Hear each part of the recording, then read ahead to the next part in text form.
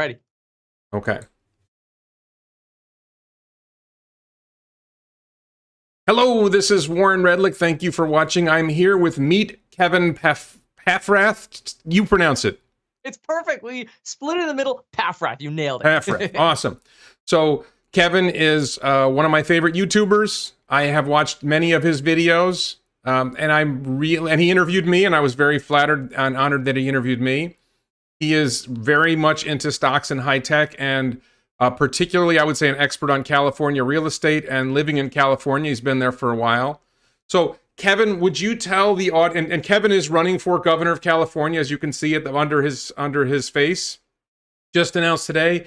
Kevin, would you please tell the audience a little bit about yourself? Absolutely. Well, I go by Meet Kevin on YouTube. I started as a real estate agent out here in California while going to college, became a real estate broker, invested in real estate, built wealth, started sharing my secrets and ideas and visions for building wealth. And now I want to see the people of California be able to build wealth. And I think we are in a massive state of emergency in California from many fronts, but our existing government doesn't appear to see it that way. I think we are in a state of emergency on homelessness, on housing, on traffic, on schooling, certainly on taxes, and my plan would be to fix all of that.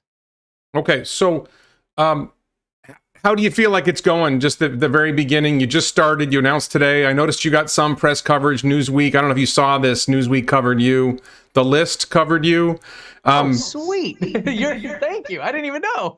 Yeah, there's an art. It was in the last couple hours. I looked in this morning, like right after you released, and I didn't see much, but in the last couple hours, you started picking up some, and nothing bad, right? It was mostly neutral or positive, I would say.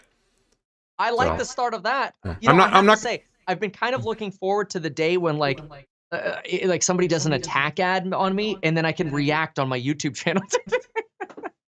So right. we'll see. But I'm glad to hear that. So you're asking how it's getting started. I have to say, it's really, really exciting. I've been very nervous because I'm not a politician. I'm not coming from a political background. I don't have a massive political party behind me. And, if anything, I don't know that the existing party politics are like, wait, there's another option. Uh-oh. And there are some real plans here, because I almost think the existing demographics, or maybe not the demographics, the existing politics in California say, just leave things the way they are, leave Gavin Newsom in place. The recall's a Republican recall. And they're really branding this whole recall as a joke. I think this is the best opportunity for California to take their state back.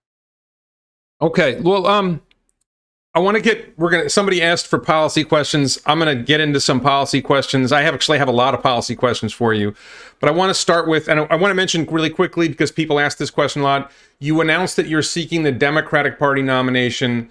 You're hoping for Newsom to be recalled. There's a recall vote coming, and then you're seeking the Democratic Party nomination. If I remember correctly from your channel or your Twitter, you asked your audience, should I run as a Democrat or Republican? You did not want to run as third party or independent.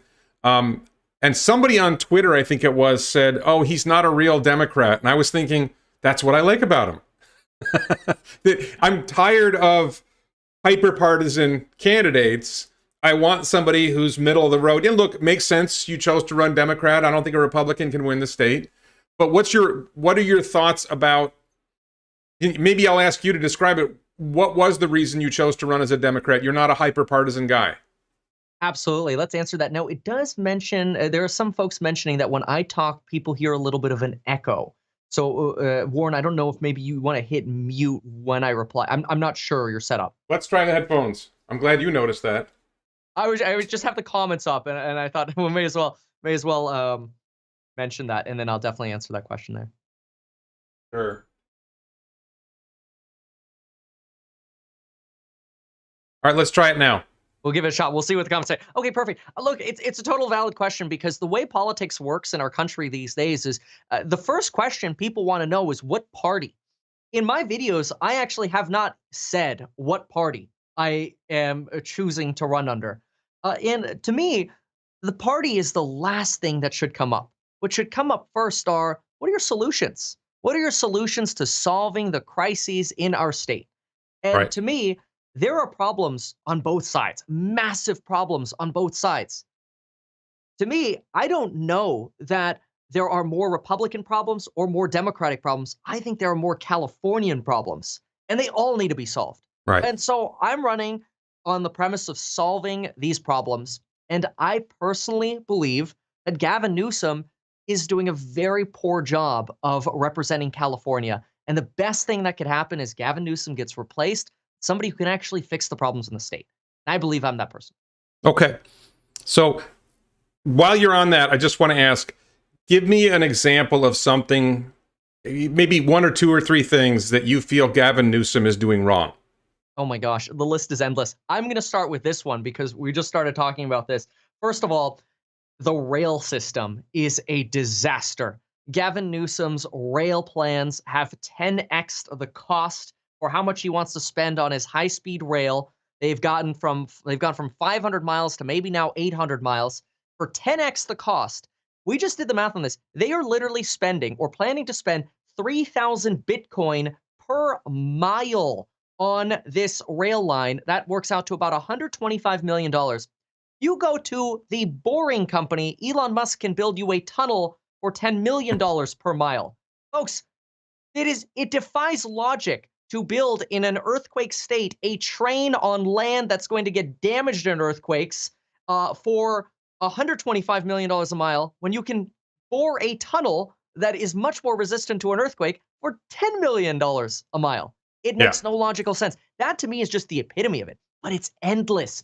It's the roadblocks in housing and development. It's the roadblocks in making our state grid more efficient, getting more transmission lines up so we can connect solar farms and wind farms to places where people actually live, or developing more. I mean, there's so much of 17-year-old thinking embedded in Gavin Newsom. We can't expect change from him. He's been mayor, he's been lieutenant governor, now he's governor. Now it's, hey, let's give some handouts to buy some votes. It's a joke. Nothing's going to change. If people want to see homelessness change, it's not going to change with Gavin Newsom. They want to see housing change, it's not going to change with Gavin Newsom. California just hit a record. California's median home price is now $800,000. While the median income for a Californian family, a household, is $80,000. It's impossible for people to own homes in California. It's unaffordable, and it's because of the massive housing shortage in California. We'll get into some of the other points, but you ask me about what Gavin Newsom's doing wrong. I'm trying to figure out what he's doing right.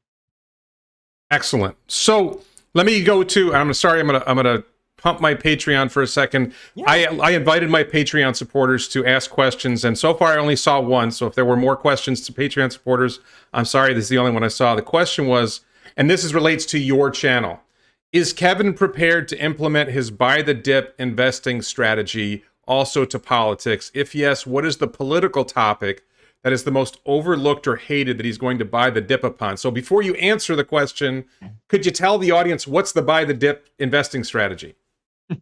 I'm a big fan of when things are hitting rock bottom, that's the time you invest. You don't want to invest when things are going parabolic. When things are going parabolic, that's the time to go, oh, okay, we got to be a little careful here, okay? We got to prepare. When things are bad or really bad, or they're at the bottom, that's the time to invest. I believe you can invest in California and very quickly fix the major systemic problems that we have with schooling, homelessness, housing. Now's the time to do it because things are at rock bottom. People are fleeing the state because they hate what's happening around them. It's got to end. I think you said something in a video I watched today. So I'm in Florida, and I was just having a conversation with family where I was saying a lot of people are moving here from New York, which is true. And they're like, oh, people are coming from California too.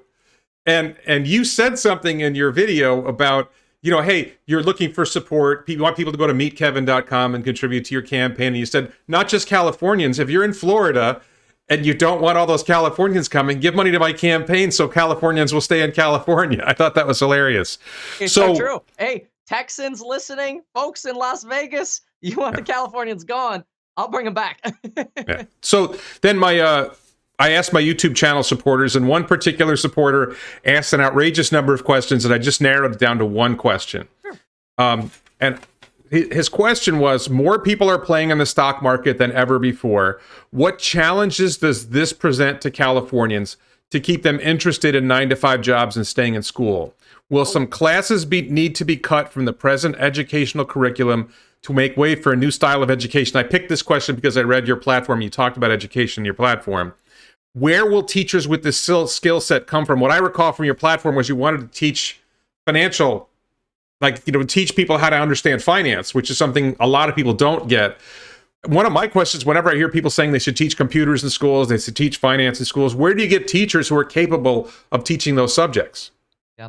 The best thing that we can do, and it's something that our government does not do at all, almost throughout the entire country, is coordinate with private companies and integrate them with schools. It's not all or nothing, but you integrate private companies. So what happens? Hey, Tesla, what kind of workers do you need? Well, we're really looking for electrical engineers that specialize in this. Great. Tesla, let's work together and educate a class of teachers and let them be the hands-on delegates to get students educated in a future school style environment where you're teaching them not just a financial education starting at 14 years old, but you're teaching them to graduate at 18 debt-free and with a career that they can now take this experience and go work at Tesla or go work at a different company, go work at Lucid or some other company that needs the electrical engineering skills. It doesn't matter. But the point is, not only do the teachers now learn more, not only do the students benefit getting a career path, but the companies benefit because the companies now, rather than shooting in the dark in terms of, well, this person looks good on paper, now they can actually see the students operate and go, hey, we are catering the students to what we need. So now Yeah. we actually potentially are motivated to manufacture more in the state because this is where our workforce is. Let's build another gigafactory in California rather than fleeing to Texas. You hear Gavin Newsom, his thing is, California's not going to leave. Fremont is a joke compared to what they're building in Austin. It's pathetic. Gavin Newsom doesn't get it. Yeah. So, all right. So I had some questions for you. The first question that popped in my head was, so my audience, one of the reasons why I thought I would be a good person to interview you is I have not comparable to your audience, but I have a decent sized audience, and 20% of my audience is in California. Mainly, I think, because I cover Tesla and SpaceX, which are at least somewhat California companies, if not a lot, largely California companies, and Boring Company and Neuralink, they're all California companies. So you have a channel with over 1.6 million subscribers. What percent of your audience is in California? The YouTube analytics can tell you that. Do you have a sense of what percent of your audience is California? I actually think it's roughly similar to that, 18, 20%, right around there in California. Okay. Yeah. So you have a built-in audience of 300,000 plus subscribers, followers, who this is a challenge for a candidate, right? It's a challenge to reach the voters. But you have a built-in audience, in California that watch your channel. That's a big start compared to a lot of other people who might be running. And I think that's something that the media, there's always the challenge of getting the media to cover you, getting the media to pay attention, how well you'll do in polls. But if you have an audience, the number, I don't know how many total views has your channel had. It's got to be 350 million. Right. So there's something like 70 million people in California. Well, it can't be 70 million people. 40, there's been 70 million people in 70 million views in California. So a lot of people have seen your name, know who you are. That's a really good sign. So, all right. So let's turn to some of my substantive questions. I'm going to cover my substantive questions first. And I do want to thank the moderators. I see Jim Whitehead is in the audience. I have moderators on my channel that deal with the comments when I can't. So thank you, Jim, for showing up. So I have some substantive questions, and then we're going to dive into your platform. So my first substantive question, your platform talks about eliminating income tax. One of the things I see with candidates a lot is they will say they're going to cut taxes, but that's the easy thing to do or say. The hard thing to do is to cut spending. So would you cut state spending? And if so, where would you cut state spending? The way our state spends money right now is atrocious. There is so much that needs to be cleaned up.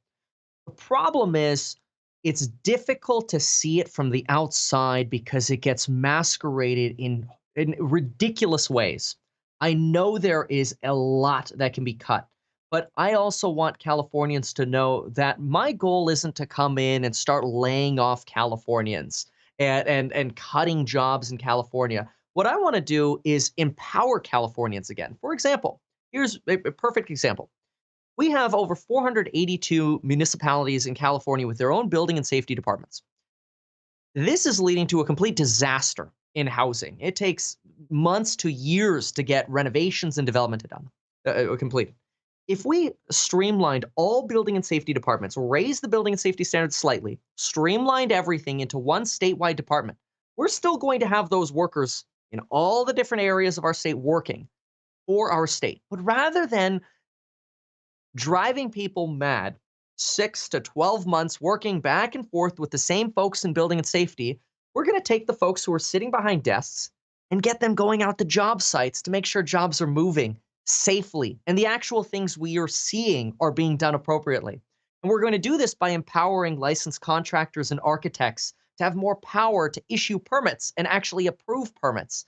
I've even got an idea of using the blockchain as a way to ledger what contractors are approving work at different job sites. This is a way that we slowly start realizing, wait a minute. Well, if we streamline the government this state way, now we don't need 482 systems. We need one system. Well, that's going to save millions of dollars right there. Well, wait a minute. Now all of a sudden we don't need the ledger system for who's doing all the permit record keeping. It's available on the public blockchain. Well, golly, and there aren't 482 of those anymore. That's going to save millions of dollars. And you do that government by government or institution by institution, streamlining small claims courts, streamlining colleges. Here's a great example. Watch this. Joe Biden says free community college.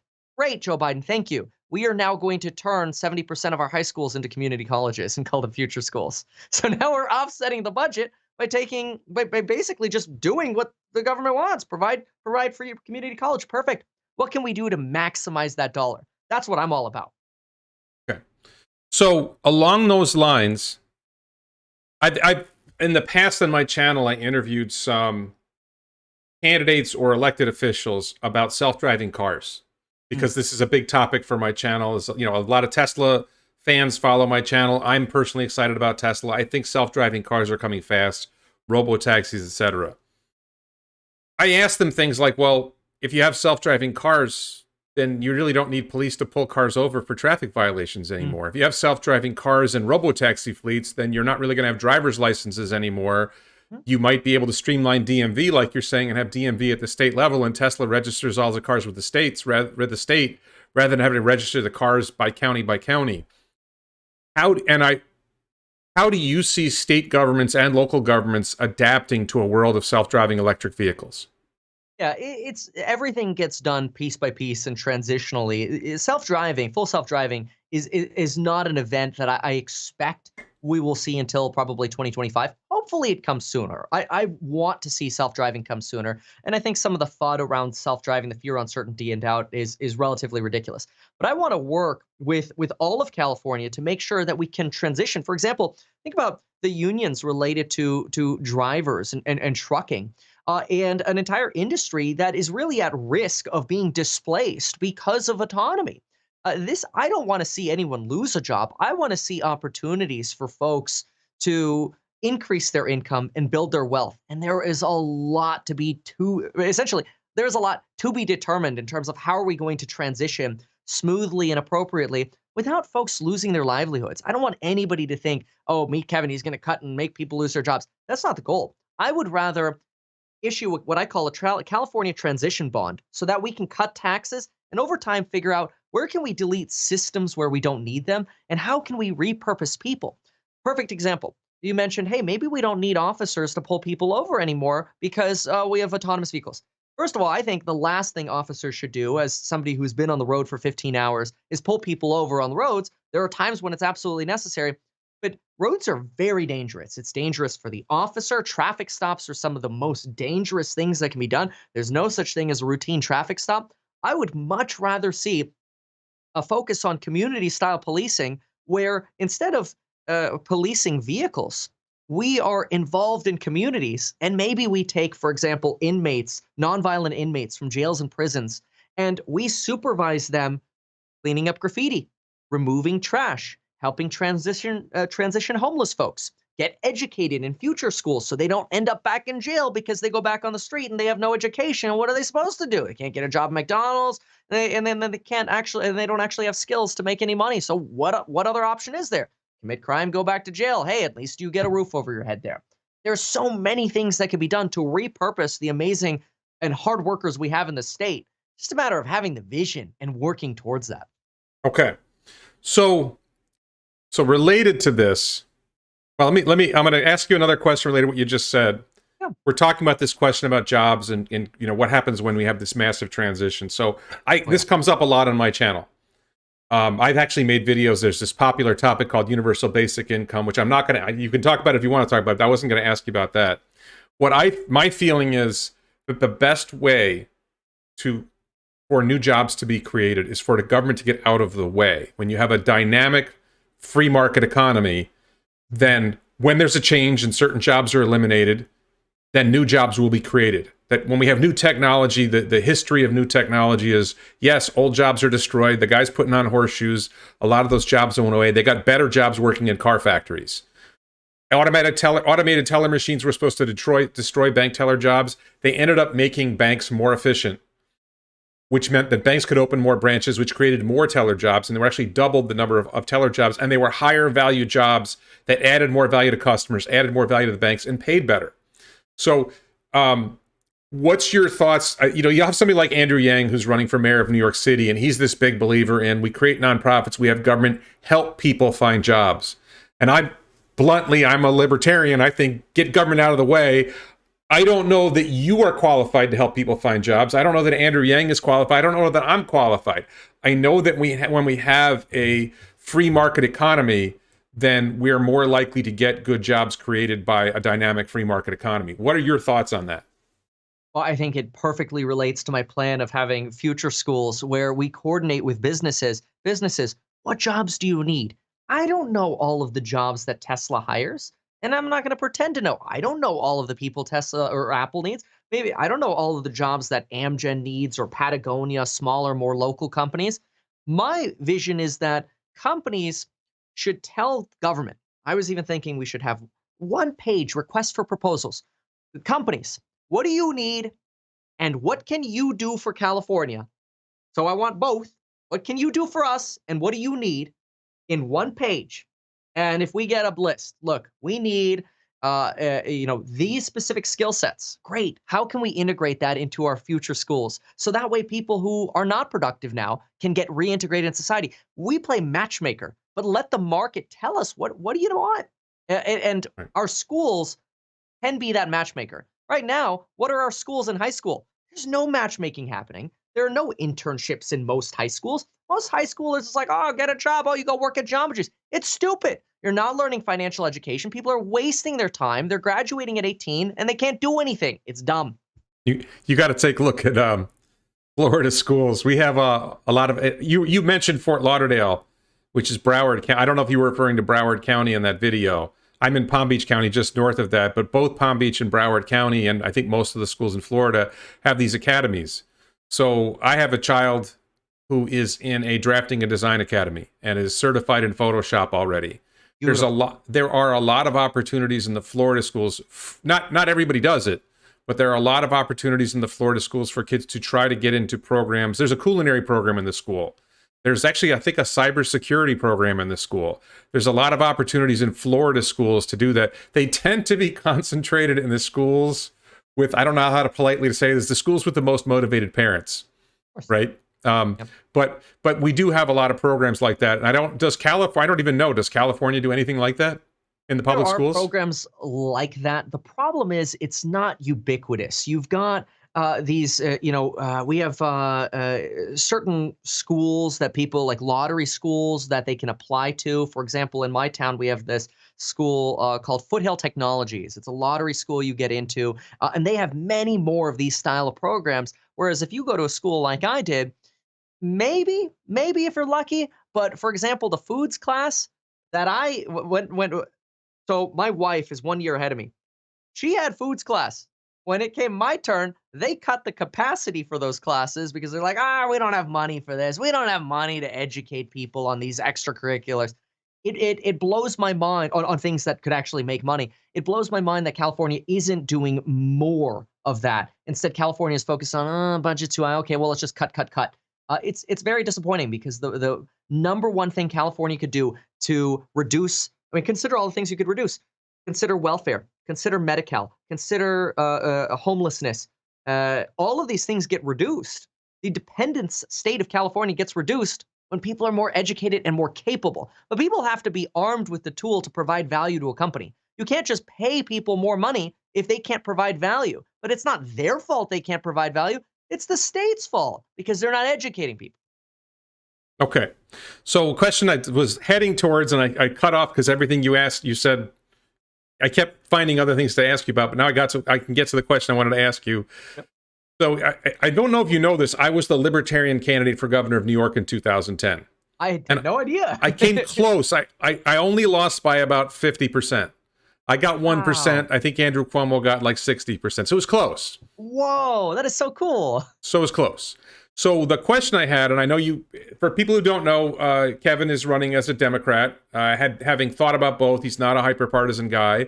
And I think you said you didn't think it would make sense to run third party or independent. So I'm a libertarian. I have run as a libertarian in the past. I'm curious whether you would consider running a libertarian, if there's any chance I could persuade you to run as a libertarian. And I wrote down in my notes, I'm pretty sure the answer is no, but I want to ask. I'm all ears for different ideas and perspectives. I don't like I don't even ever like bringing up party affiliation because to me I like solutions. But the problem is California is a one-party state. Well, and we've got to know that about California. California has supermajority of Democrats, and whoever runs the state needs to be able to work with everyone in Congress to get things done. Otherwise, it's not happening. Personally, and I think it's sad that California or just politics in general in our country is so divisive. It is what it is. But personally, I think because of this, a vote, for example, for a Republican in California, it's a wasted vote. Nothing's going to get changed. For example, Caitlyn Jenner mentioned on Twitter, when I'm governor, I'm going to make use of the veto power. And I'm like, really? You realize there's a supermajority of Democrats that can literally pass whatever they want, veto proof, and you have zero power. What's the point? Any kind of campaign against the Democratic Party in California turns into, let's just wait a year and get a Democrat right back in. We need solutions. That's what I'm running on, though, is solutions. I really appreciate that because I feel like when I ran for governor, the Republican candidate, who New York is also a very heavily Democratic state, kept talking like he was just going to do this. He was just going to do whatever he wanted. And it's like, well, I don't think the legislature is going to go for that, right? The state legislature is not going to go for your ideas. They're not going to. He was like, well, I'm going to take over the MTA. I'm pretty sure Sheldon Silver was the assembly speaker. I don't think Sheldon's like, it's like saying Trump's going to come in and he's going to do, change Social Security. Well, Nancy Pelosi might not go for that. You have to work with the people who are in office to get them to go along. So, I think I'll make my pitch for the libertarians. I don't expect you to do it, but I'll make my pitch. I did a poll on my YouTube channel, on my Twitter. Which would you be more insulted by, being called a Democrat, a Republican, or a Libertarian? And it was like 42% Democrat, 42% Republican, or I think it was a little bit more Republican. I don't remember. Maybe it was a little bit more Democrat, but only 14% Libertarian. So libertarians are the least offensive of the three parties. So, but I think the biggest challenge for a third party candidate is getting attention, getting voter ID. So my biggest challenge, I didn't have the minor level of celebrity I have now. So it's really, really hard to get voter attention. If you want to reach 20 million voters, or let's say 10 million voters. Do you have any idea how many votes there will be if there's a general election? Probably, obviously it always comes down to voter turnout, but 10 to 15 million, something like that. So let's suppose you wanted to reach 10 million. Let's suppose you were able to identify 10 million voters who could be swung. And you're going to send each one of them a postcard. And the postcard's going to cost 50 cents. Well, it's going to cost you $5 million to send one postcard. And they're and 90% of them are going to throw it out before they read it. So so this is why money matters so much. Huh. But if you can reach the audience in other ways, like on a YouTube channel that has a big audience, you can actually make a dent where other people can't. So it's just a pitch. Now, let's move on, because I don't expect you to agree with me on the libertarian thing. Oh, no. I agree with you, though, on the spending. It's one of the Republican candidates spent $5 million on a grizzly bear TV commercial that he's now getting investigated for. And I'm like, $5 million? These people must have so much money. Like, and first of all, like, if I had $5 million in the campaign account, the last thing I would do is drug up a bear to walk next to me. But beyond that, I'm not spending $5 million on a TV commercial. The first TV commercial I ever did cost me, I want to say, was it 49 or $50,000 to produce. And then we spent another $60,000 airing it in California. And I'm just trying to wrap my head around $5 million. Wait, that was just for production? I'm sure it was, I believe it was, in fairness, production and some airing. But the commercial itself was like, this is more embarrassing than it's good. Right. And it makes me concerned with how could you spend money like that? What's it going to be like when you're governor? It makes me very concerned. Yeah, no, it's challenging. All right, so question I had for you, which I think I think I'm going to like this answer. You know, my channel is very focused on Elon Musk's companies, Tesla, SpaceX, Boring Company, Neuralink, all California companies. One in particular that I think has tremendous potential for any location, and there's apparently something happening in Miami and Fort Lauderdale, by the way, that Elon's been talking to the mayors and the state governor. How do you feel about Boring Company tunnels? What do you think they could do for Los Angeles, San Francisco, and the rest of the state? Such a great question. Whether it's Elon or a competing Boring company, I think tunnels are the key. Tunnels behave beautifully in earthquakes. They're like, think of swimming under a wave. Tunnels are beautiful in earthquakes. They're what you want in earthquakes. They're some of the safest places in earthquakes. But beyond that, they're extremely cost effective, $10 million a mile. Even if they cost double that, they're still a fraction of what Newsom's spending on a high-speed rail. But what's so beautiful about tunnels is flexibility. And here's what I like. So there's a particular stretch of the 405 freeway that's horrible. And it's about 12 miles long. Wait. Is there a stretch that isn't horrible? Touche. My brother lives right off the 405. So Yeah. So consider some of the worst stretches, like the parts between the 101 and the 10. This is about a 12-mile stretch that at $10 million a mile, you're $120 million. Even if you build 2 tunnels or 4 tunnels, you're spending a fraction of what you are on a high-speed rail where you're spending $100 billion. And what you're doing is you're solving the problem in hotspots. You're using tunnels to target hotspot issues to alleviate congestion. And my favorite way of doing it isn't even paying for it ourselves, is let the tunnel operators charge for people to use the tunnels. And preferably, or possibly only, in areas where we have existing roads. Maybe not. I mean, that's all to be determined. The reason for that is I don't want people to feel like they're getting taxed to use a tunnel. I want people to feel like they have an option to use a tunnel. So what happens is you have a choice. Do you want to go on the 405? Do you want to go in the tunnel? You have a choice. And maybe the price of that tunnel changes based on congestion, traffic. Maybe the tunnel's direction even changes, like you do in Florida. The 595 renovations that you've done have been wonderful. I'm sure they've all come with their own problems, but quite frankly, I love tunnels. I love the potential for them. And I love the idea of optional toll roads to make sure that we're not adding roads just to get more discretionary travel and then immediately absorbing all of the excess capacity we're creating, but really solving problems first. And if we have extra capacity after that, perfect. But solving problems can be done very, very easily with tunnels. I honestly do not understand why there is so much resistance to tunnels. They are the solution to our traffic problem. They are also a potential solution for getting people into and out of cities. For example, let's build new suburbs outside of LA, build tunnels with no traffic, no lane changes, higher speeds from outside the city into the city. Now, all of a sudden, you concentrate jobs and you concentrate housing where it's more affordable. Tunnels are part of the everything solution that California needs. Let me just ask you this, because I think you just said something I very strongly agree with, but I want to be clear about it. So there's a Boring Company tunnel project in Las Vegas right now. And the way the project was done was the Las Vegas Convention Center Authority, I think it is, put it out to bid and chose Boring Company's bid, and it was like $50 million.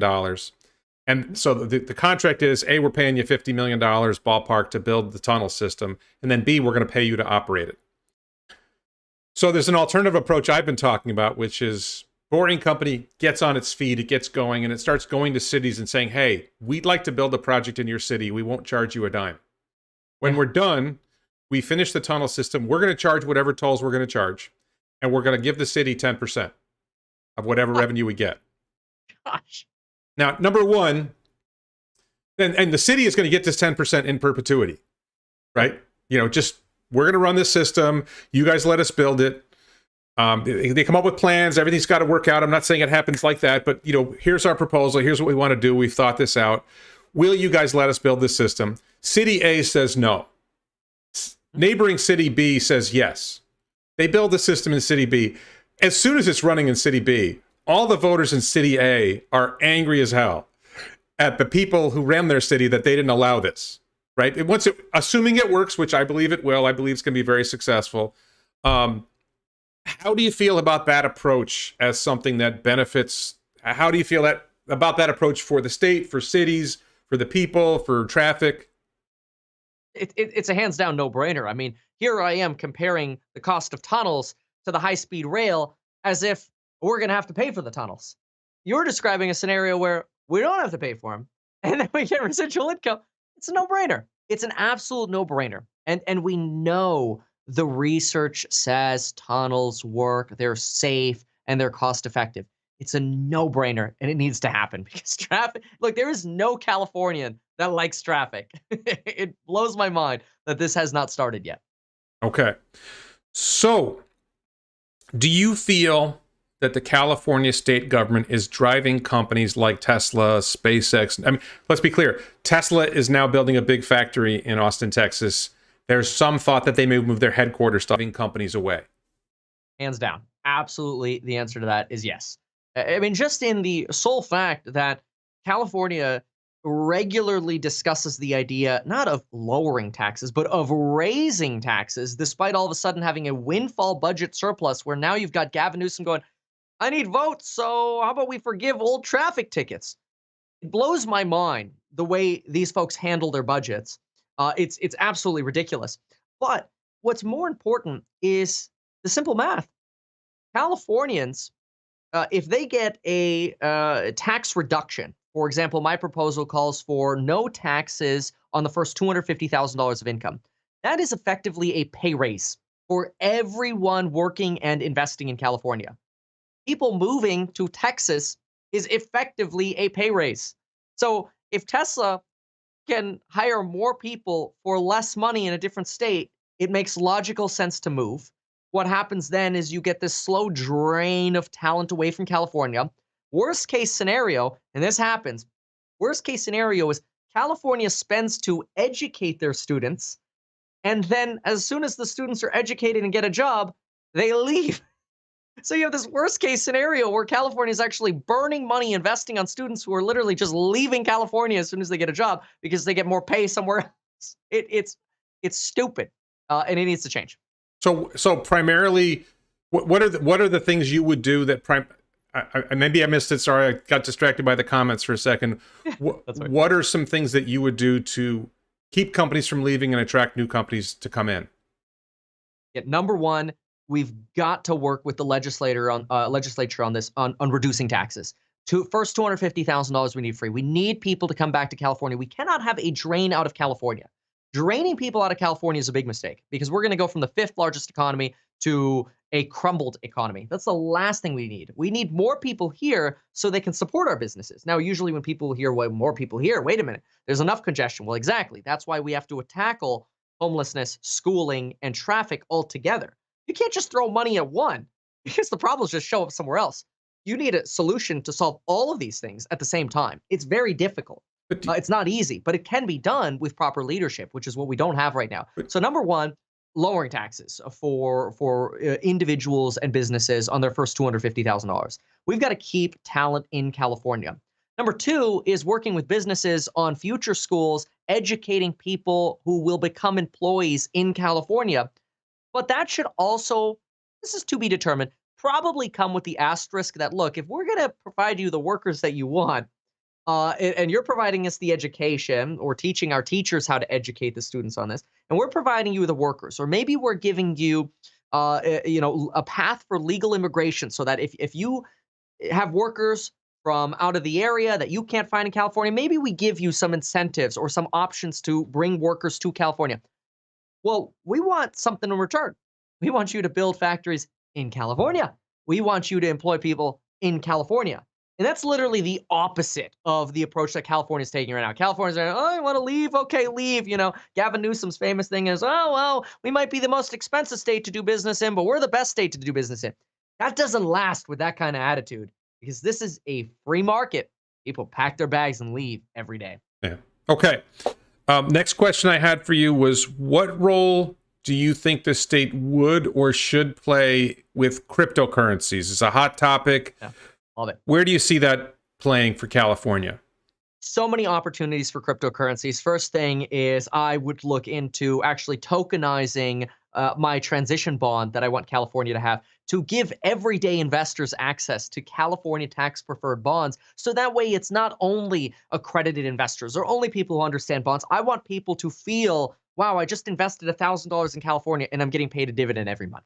And this can be done through blockchain technology. But there's also a matter of, I would love California to have a stock exchange. I would love California to have a crypto exchange. These are the forward-thinking things that California needs. I don't want to just turn a blind eye and go, oh, no, crypto, no, crime, and all this crap. We need to integrate and not resist what the people want.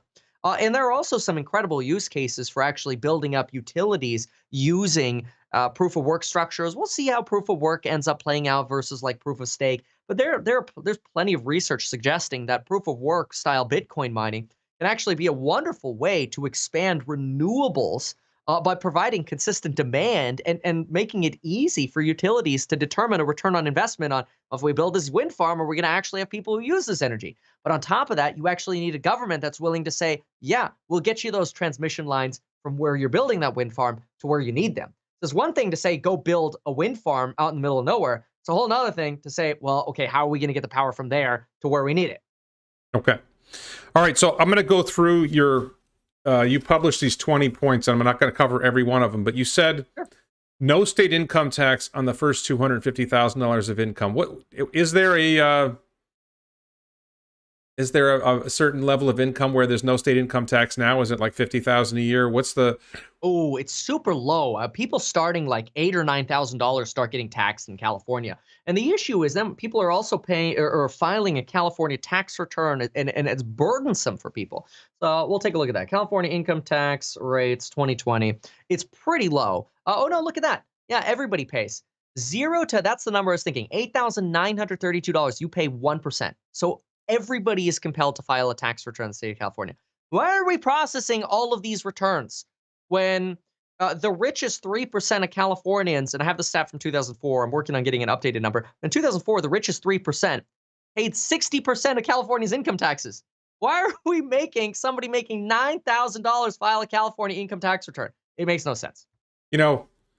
Years ago, I was talking about this. I think this was when I was running for governor of New York.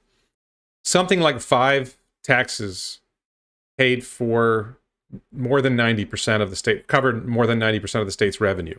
And I said, well, why don't we just get rid of all, because there's probably like 1,000 other taxes that are generating, less than 10% of the state revenues. Like, I think it was five taxes paid 95% of state revenue.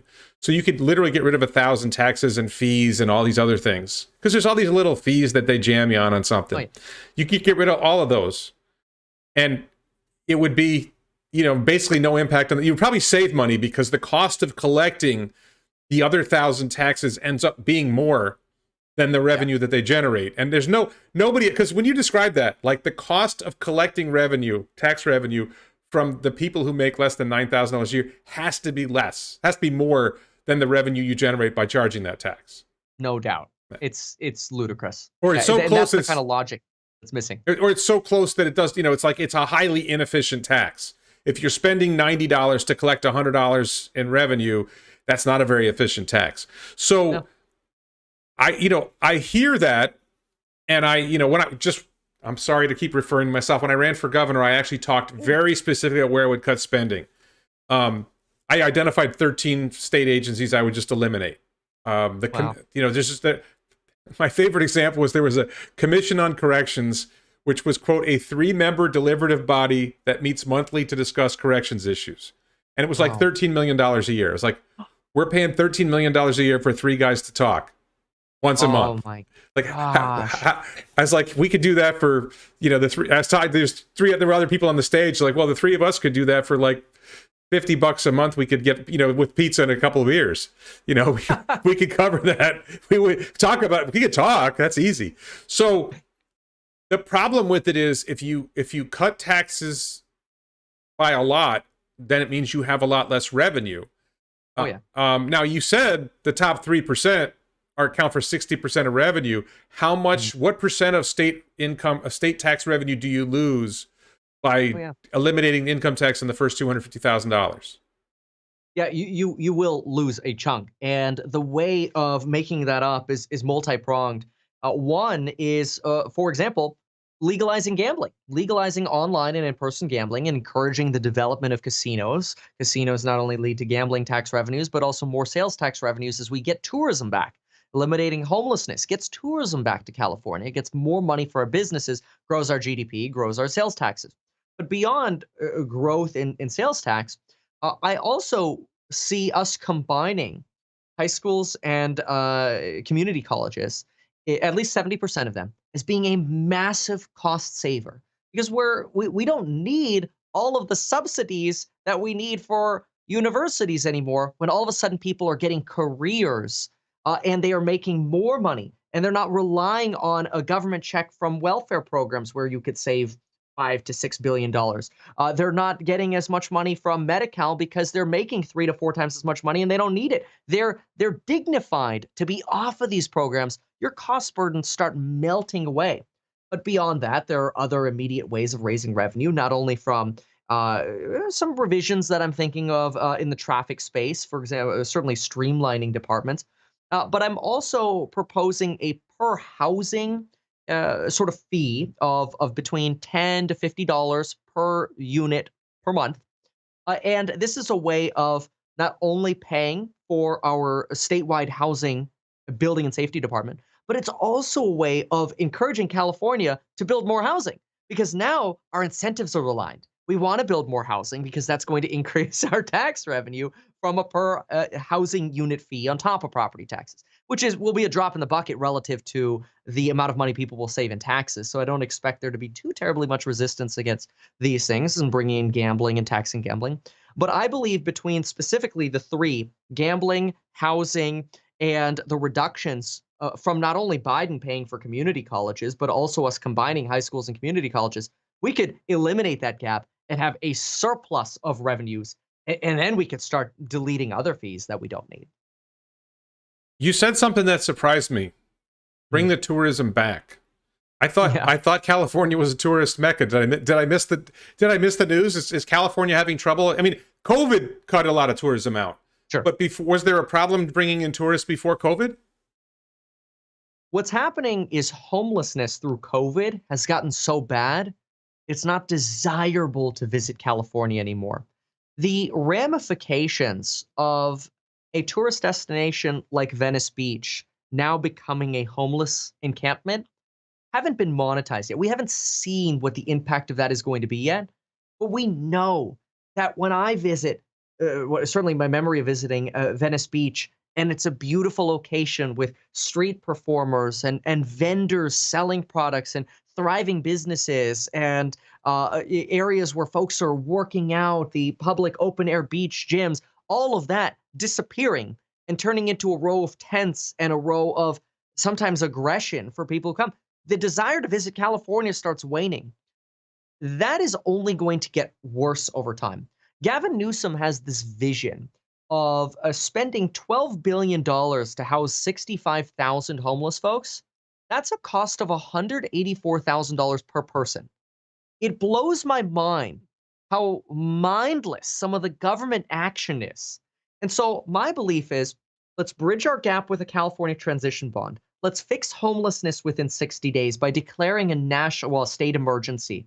Let's fix housing by declaring a state emergency. Let's fix transportation by declaring a state emergency. Let's invest in California in this dip that we're in of pain and misery, and make the state productive again and bring more tourism back than we even had ever before, because we're going to get rid of graffiti. We're going to get rid of trash. We're not going to have homelessness anymore. And we're going to prevent homelessness from actually happening, which means less people dependent on California, which in the long run makes California way less burdened by dependence. I just got to ask you, you mentioned this thing where he was going to spend $185,000 per person on homelessness.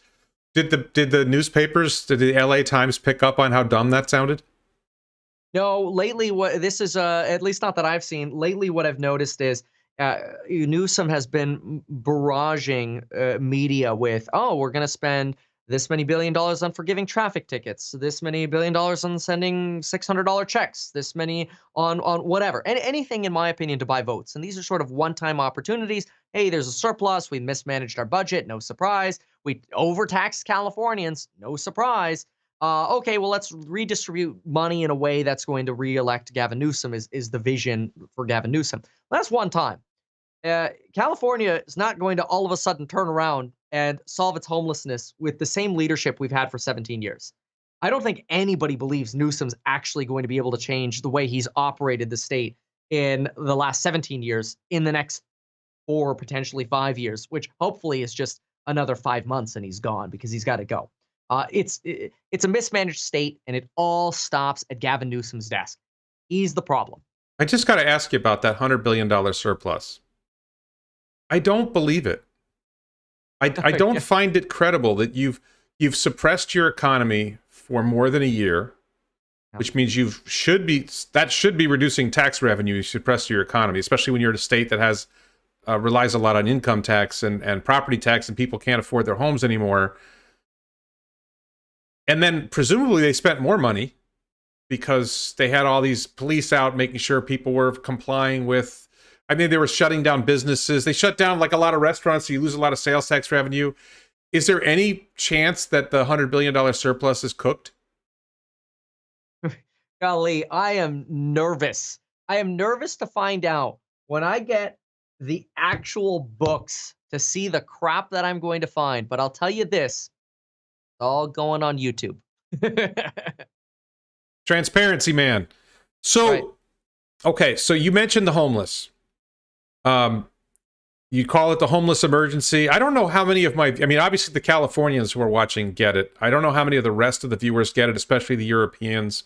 My impression from what I see, and my brother lives in just south of LAX, and he doesn't talk that much, but my impression in general of California right now is that the homeless problem was always there, but it really has gotten a lot worse. And there's like homeless camps everywhere. They're just sort of, the courts have just sort of let them look like they're stopping, like cities can't make them move. Am I right about this? They can just sort of locate wherever they want and take over an area and basically make it a place no one wants to be. There was a recent ruling that said that if individuals cannot find overnight housing, they cannot be outlawed from sleeping outside. But this is solvable. If I've spoken with multiple folks over this, and a theme that keeps coming up is, imagine we had an earthquake and 160,000 people were displaced in California. We would deploy the National Guard. The Red Cross would come, and we would have housing and roofs over people's heads so people are not dying on the street within 60 days. That's the way I would handle it. But the issue doesn't stop there, because homelessness is very, very complicated, extremely complicated. I mean, there are 8 to 15% of folks in homelessness who have mental health issues. There's another maybe 15% for drug or alcohol addictions. Then probably somewhere around 60% are economical. They got evicted, they lost their job, whatever. There are a lot of issues. But issue number one is they don't have a home.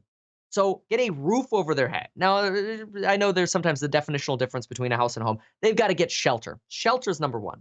Once we have shelter, then we can centralize support.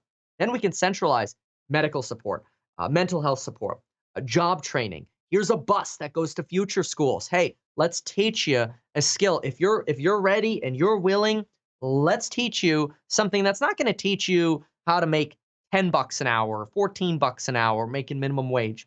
It's going to teach you how to make $30 an hour. And let's get you integrated with unions. I know sometimes people say, oh, Kevin, sounds like you're anti-union. I never said that. I'm pro-union. Bring the unions over. Let the unions tell us what kind of workers they need. And we're going to have a pipeline of people to give you. And let's go get jobs. Cool. So in your plan, you say housing for all homeless within 60 days via emergency powers. Yeah. Is it that there's a lot of empty housing that can be or empty structures that can be repurposed for housing? Is it that you're going to build new homes? Where are you going to put them?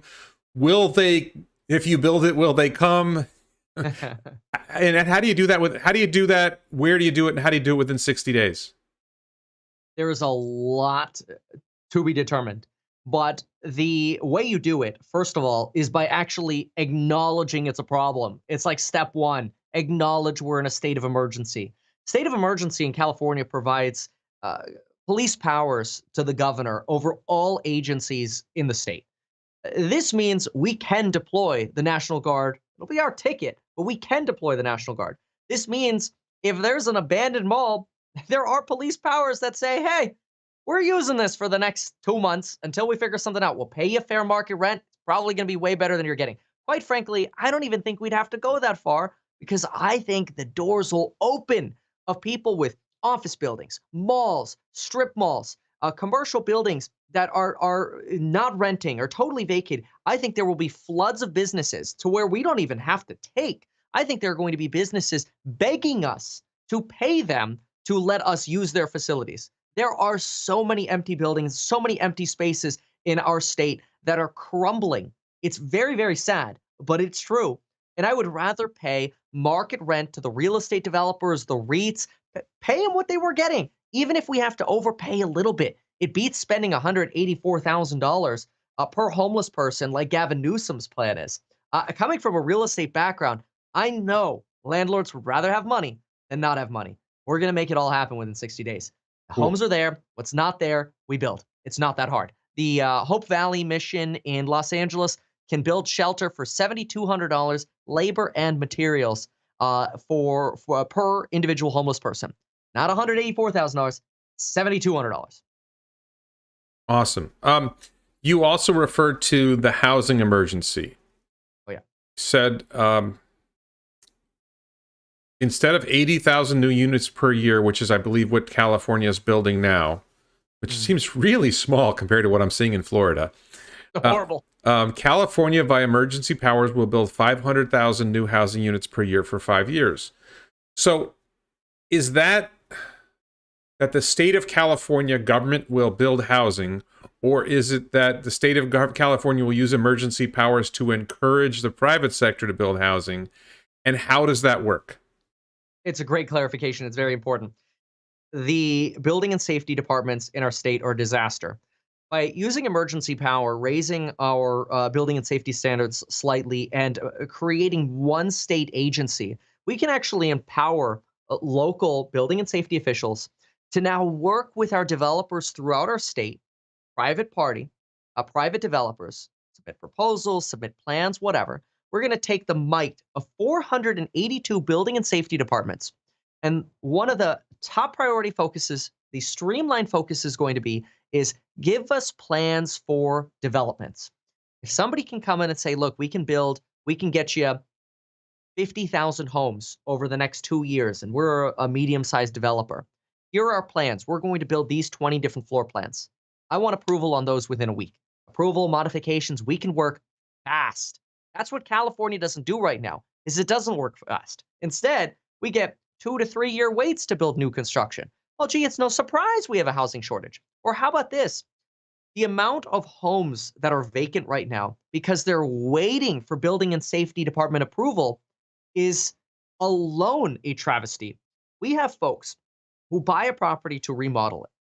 They remove or change one window or one load-bearing wall, which an engineer can come in for $500 in an hour. I can get a licensed engineer to come over and say, Kevin, right here, all you need is 2x8 and Simpson hardware and you're good. If you want extra credit, put in a nice timber strand, and you can even put in timber strand 4x4 posts on each side. Simpson hardware, done. I could get a licensed engineer to approve that on the spot to above what California specs are. We start having that kind of thinking in our renovation departments, all of a sudden, and empower our engineers and our architects to make these decisions. All of a sudden, we're not just building new homes, we're looking at the existing homes that are vacant and abandoned around our cities that aren't getting redeveloped because the cities take 6 to 24 months to permit them, and we actually provide housing. It's unacceptable that houses would sit empty because of one load-bearing wall and needing plans for the whole house and a site plan when a licensed architect and engineer can do it in 30 minutes. Awesome. So it's all of this combined. Okay, and just for people who don't know, you happen to know something about housing, right? From your before you were a YouTuber, or maybe around the same time you started being a YouTuber, you're a real estate broker. What kind of real estate work have you been doing? Yeah. So here's the thing. Well, first of all, I want to respond to this comment here. So this is actually a really good irony. So Matt in your comments here says, if you want, okay, a little cynical, the comment. If you want random engineers to approve work done, you better have them liable for malpractice. Folks, here's the irony. California licenses engineers and architects, makes them liable for malpractice, but then says we still need 6 months of building approval process. So you know what happens? The engineers and architects, they throw spaghetti against the wall because the city's going to do all the homework for them. But the city's not efficient. The private market is efficient. So first of all, I saw that and I'm like, whoa, wait a minute. The state already does that. That's the irony. We're just adding all this extra red tape. That's absolutely ridiculous. So my background is as a real estate broker, real estate investor, and I see these things day in, day out. I personally have properties that are vacant, waiting for the city to give us approval on. Here's a good one for you. Gavin Newsom says, hey, and this is why I don't trust a word of what Gavin Newsom says about what the future is going to behold under a Gavin Newsom administration. It's just going to be more of the same. Gavin Newsom says, hey, we're going to have this great thing where we're going to allow people to get permitted guest units so we can get more housing in California and solve the housing crisis. And we will require cities approve guest units within 60 days. I submitted plans for a 2 guest unit remodel on a single family house, which is perfectly in line with the plan. It's an accessory dwelling unit and a junior accessory dwelling unit. In October, I said, hey, city, we're supposed to have a response within 60 days. Yeah, that's a state rule. We don't go by that. We'll get back to you in 12 to 16 weeks. That's the kind of crap we're dealing with right now. And I don't blame the people. I blame Newsom because he has absolutely no clue what people are actually dealing with. I think if Gavin Newsom did an undercover boss for 24 hours, he'd realize how miserable his policies are and how impossible he's making it to solve the housing shortage. This is why if you get common sense statewide approvals for housing projects, you build 50,000 units, you build 100,000 units over 5 years, right? You go build 500,000 units over there. Maybe Lennar comes in and Standard Pacific comes in, and we actually build new communities, maybe around future schools, around casinos, around tunnel systems.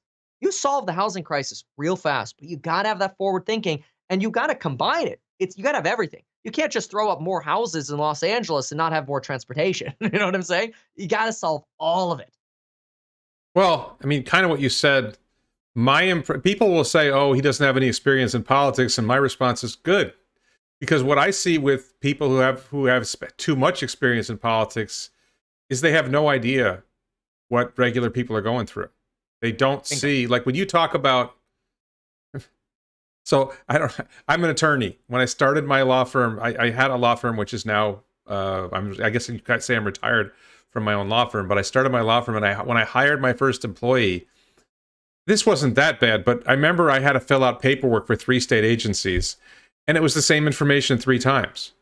Like, well, why couldn't you guys have streamlined that so I could fill it out once and you guys could share the information? And, you know, it kind of like when you're talking about regulation, I'm sorry, I'm an Elon Musk fan. I'm going to bring Elon up again. Elon was just in Germany, and they were talking about building this Giga Berlin factory. And they were asking about the bureaucracy, and he talked about this problem that when you create a rule, it never dies. And yes, I know exactly this interview. And as society goes on, You just have more and more rules. The rules never die, and you just end up with so many rules. And like 90% of the rules are no longer relevant, right? But they're still there, and you still have to deal with them. And I've heard this from so many people in business. Like for me, I've never had that kind of business where it was really that particular to me. But I've had friends who've done all kinds of run all kinds of business. Like I run a HVAC company, and it's just like you just keep creating more hurdles. It makes it harder and harder to get the work done because now you're distracted by this paperwork, that paperwork, whatever. So that really hit me. So great point. Well, I mean, get this. California, just on that note there briefly, since you ran an HVAC company, California contractor board's broken. I'll keep it short. California, in order to be a licensed contractor, requires that you have 4 years of experience building. California Contractor Board refused to create a California handy person license where people could say, hey, I'm a handy person. I'm not a licensed contractor, but I'm a licensed, insured, bonded, liability protected handy person. California refused to have a designation for that. So the only way for people to get experience is either work for a contractor, which is fine. That's one option. And the other option is self-employment, doing it illegally. So if you want to work self-employed and get 4 years of contracting experience, you're doing it illegally and under the table. California has a rule that you can't do more than $500 of labor and material per project for one customer, which is really like a ceiling fan and an hour of work. It's a joke. If somebody buys a $400 ceiling fan, you're illegal for doing a couple hours of work. It's ridiculous. So in other words, California criminalizes being a handy person, but requires that kind of experience to actually become licensed. So what happens is you have an underground economy of unlicensed handy people who aren't licensed, who maybe don't follow code because they don't get tested on code because there's no process for it, and they don't carry insurance because, well, they're not licensed and they can't get insurance if they're not licensed. California's just so broken at so many levels. It's so broken. So I want to move on to I'm on number 7 on your list of items. You're talking about blackouts. This is another topic that's very appealing to Tesla fans. You talked about building smart grids in new communities with a focus on solar and wind farms plus battery storage. But the next line, you said more peaker plants. Mm-hmm. Tesla fans hate peaker plants. I know. We think more mega packs to displace the peaker plants. Why would you want to have more peaker plants? Yeah. So here's the thing.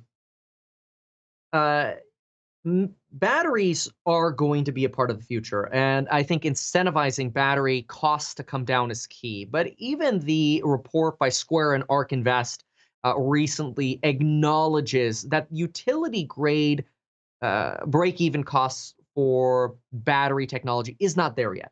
It's just not there yet. And that pricing will come down. Batteries are the future. Mega packs are the future. Maybe not yet. Maybe they're there for companies that want to, and this is why I want to have a carbon tax, where if you have a carbon tax, you go, hey, a carbon tax. Okay, well, you get companies like Apple using mega packs because they're trying to show that they're green and sustainable. I think this is wonderful. This is the free market trying to do the right thing. Maybe a carbon tax can help push that in the right direction. But here's the problem with existing peaker plants. You've got existing natural gas infrastructure that's from the 70s in many cases. And today, we could take an existing natural gas plant, replace parts of it, and upgrade the existing parts of it.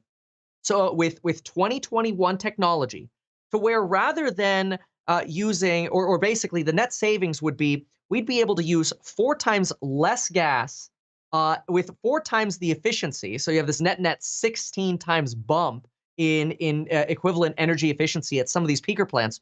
If California allowed some of these existing infrastructures to upgrade while we bridge to batteries coming to cost parity. So really what you have is you have the situation in California where on one hand, folks say, okay, we don't want any upgrades to peaker plants. Okay, so what you're saying is we want to keep the 1970s old polluting crap until it breaks. And then when those facilities break, they have to shut down. And then we're just not going to have peaker plants. So when we have hot summers, or fires and plants go offline, now we have blackouts. Having blackouts is economically very, very, very bad for our state. People want to leave, they lose business, people's Zoom calls turn off, which we're all doing more of right now. Those are lost deals, lost commissions, lost money.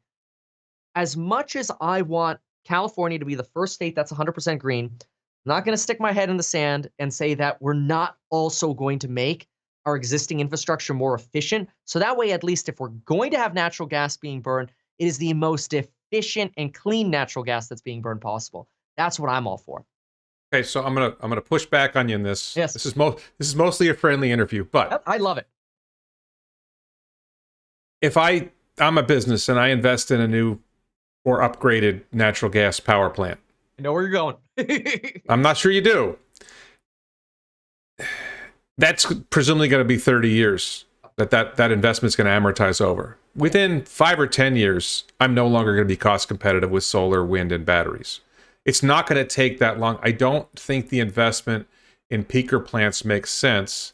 And I'm not sure I understand why you think that megapacks and solar. I have, let me go back a little bit. I have a buddy who works for a major, Fortune 50 or larger company that builds, he builds combined cycle gas power plants. And 15, 20 years ago, I was talking to him about solar and wind. He's like, oh, those guys are never going to catch up to us. We're so inexpensive per kilowatt producing power with natural gas. Solar, wind, they'll never catch up to us. Talked to him like 6 months ago. He says, well, they caught us. It's over. They're already cheaper than us now. This is true. So it seems to me that we could deploy solar on a massive scale. We could deploy, by we, I mean California at this point. We could deploy solar on a massive scale. It's not that long before Tesla and others will be able to provide megapacks or comparable technology on a massive scale. And I can only tell you from what I've seen, they are already cost competitive, that they are already more efficient than peaker plants. Now, maybe they're more efficient than bad peaker plants and not more efficient than good peaker plants. Yes, fair. But if you do, how would you respond to that? Yeah. I mean, this is a very, very good point, and I love it. So right now, you're right. So I've got this written down. Solar is somewhere around price per kilowatt hour, 3 to 4 cents. Wind around 2 to 5 cents. Natural gas is actually a little bit more, around 4 to 7. Problem is, there's a period of the day where we get low wind and low solar, but peak demand. And during these times, we need battery. Problem is, batteries right now, utility grade, at 18 cents as cost per kilowatt hour. So once we start including these batteries, we do get to... I'm sorry, I want to be clear about this. There's kilowatt and there's kilowatt hour. Everything in kilowatt hours that I just said. Okay. Yes. So 18 cents per kilowatt hour added with batteries. In the future, and I personally, I think the California government should incentivize speeding up this transition to batteries. Batteries are the future for those few hours that we need. We actually don't need batteries all day. We just need batteries because you get good wind at night. You get solar very well between 11 to 3. Usually we're looking at a main 4.5-hour cycle for solar. That's sort of our peak production phase. Generally, solar panels are rated at about 4.5 hours. I think of peak production. I think batteries are of the future. It's absolutely wonderful, and it's the future.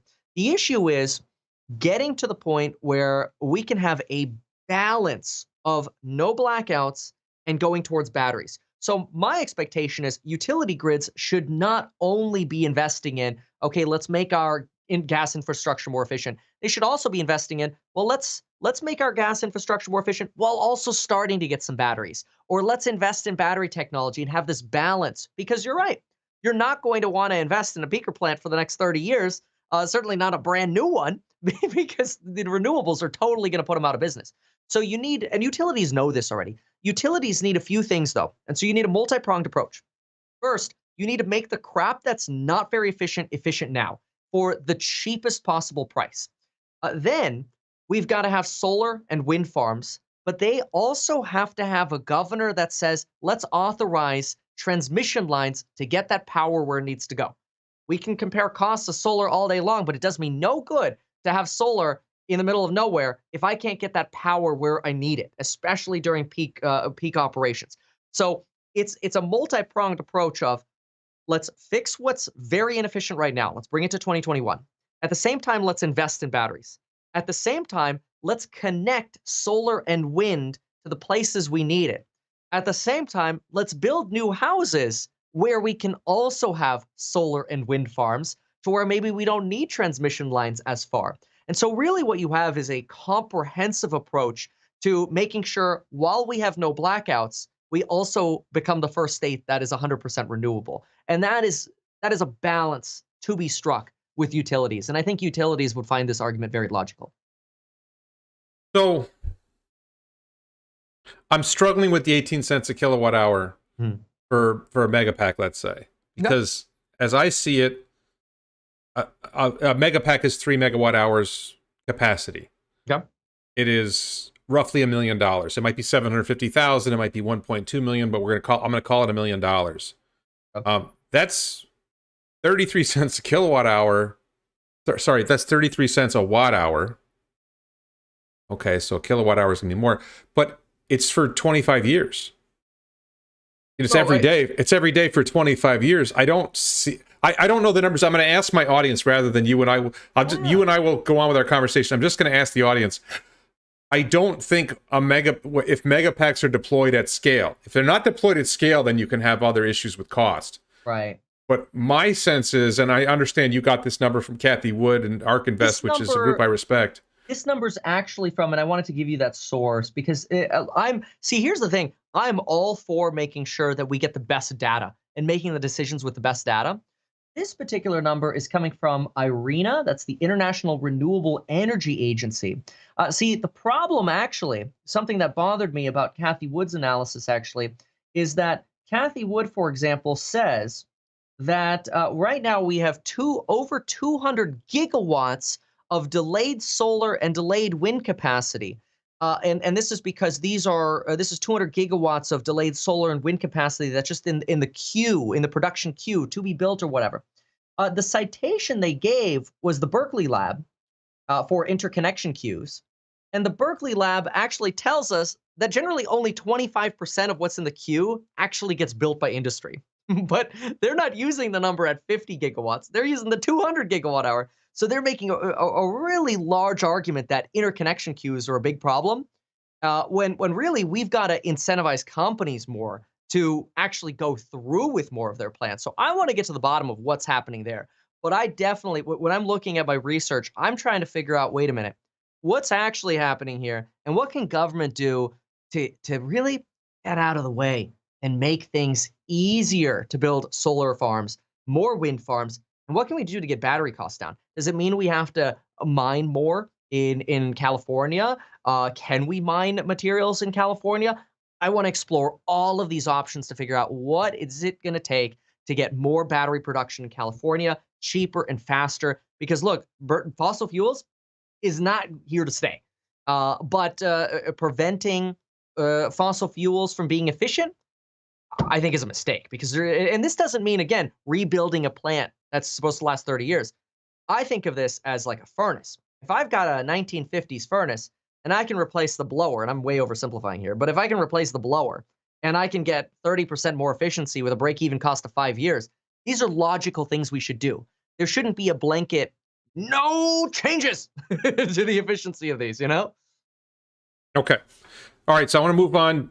Your number 8 was future courts, and I love this. You said raise the small claims limit to $100,000.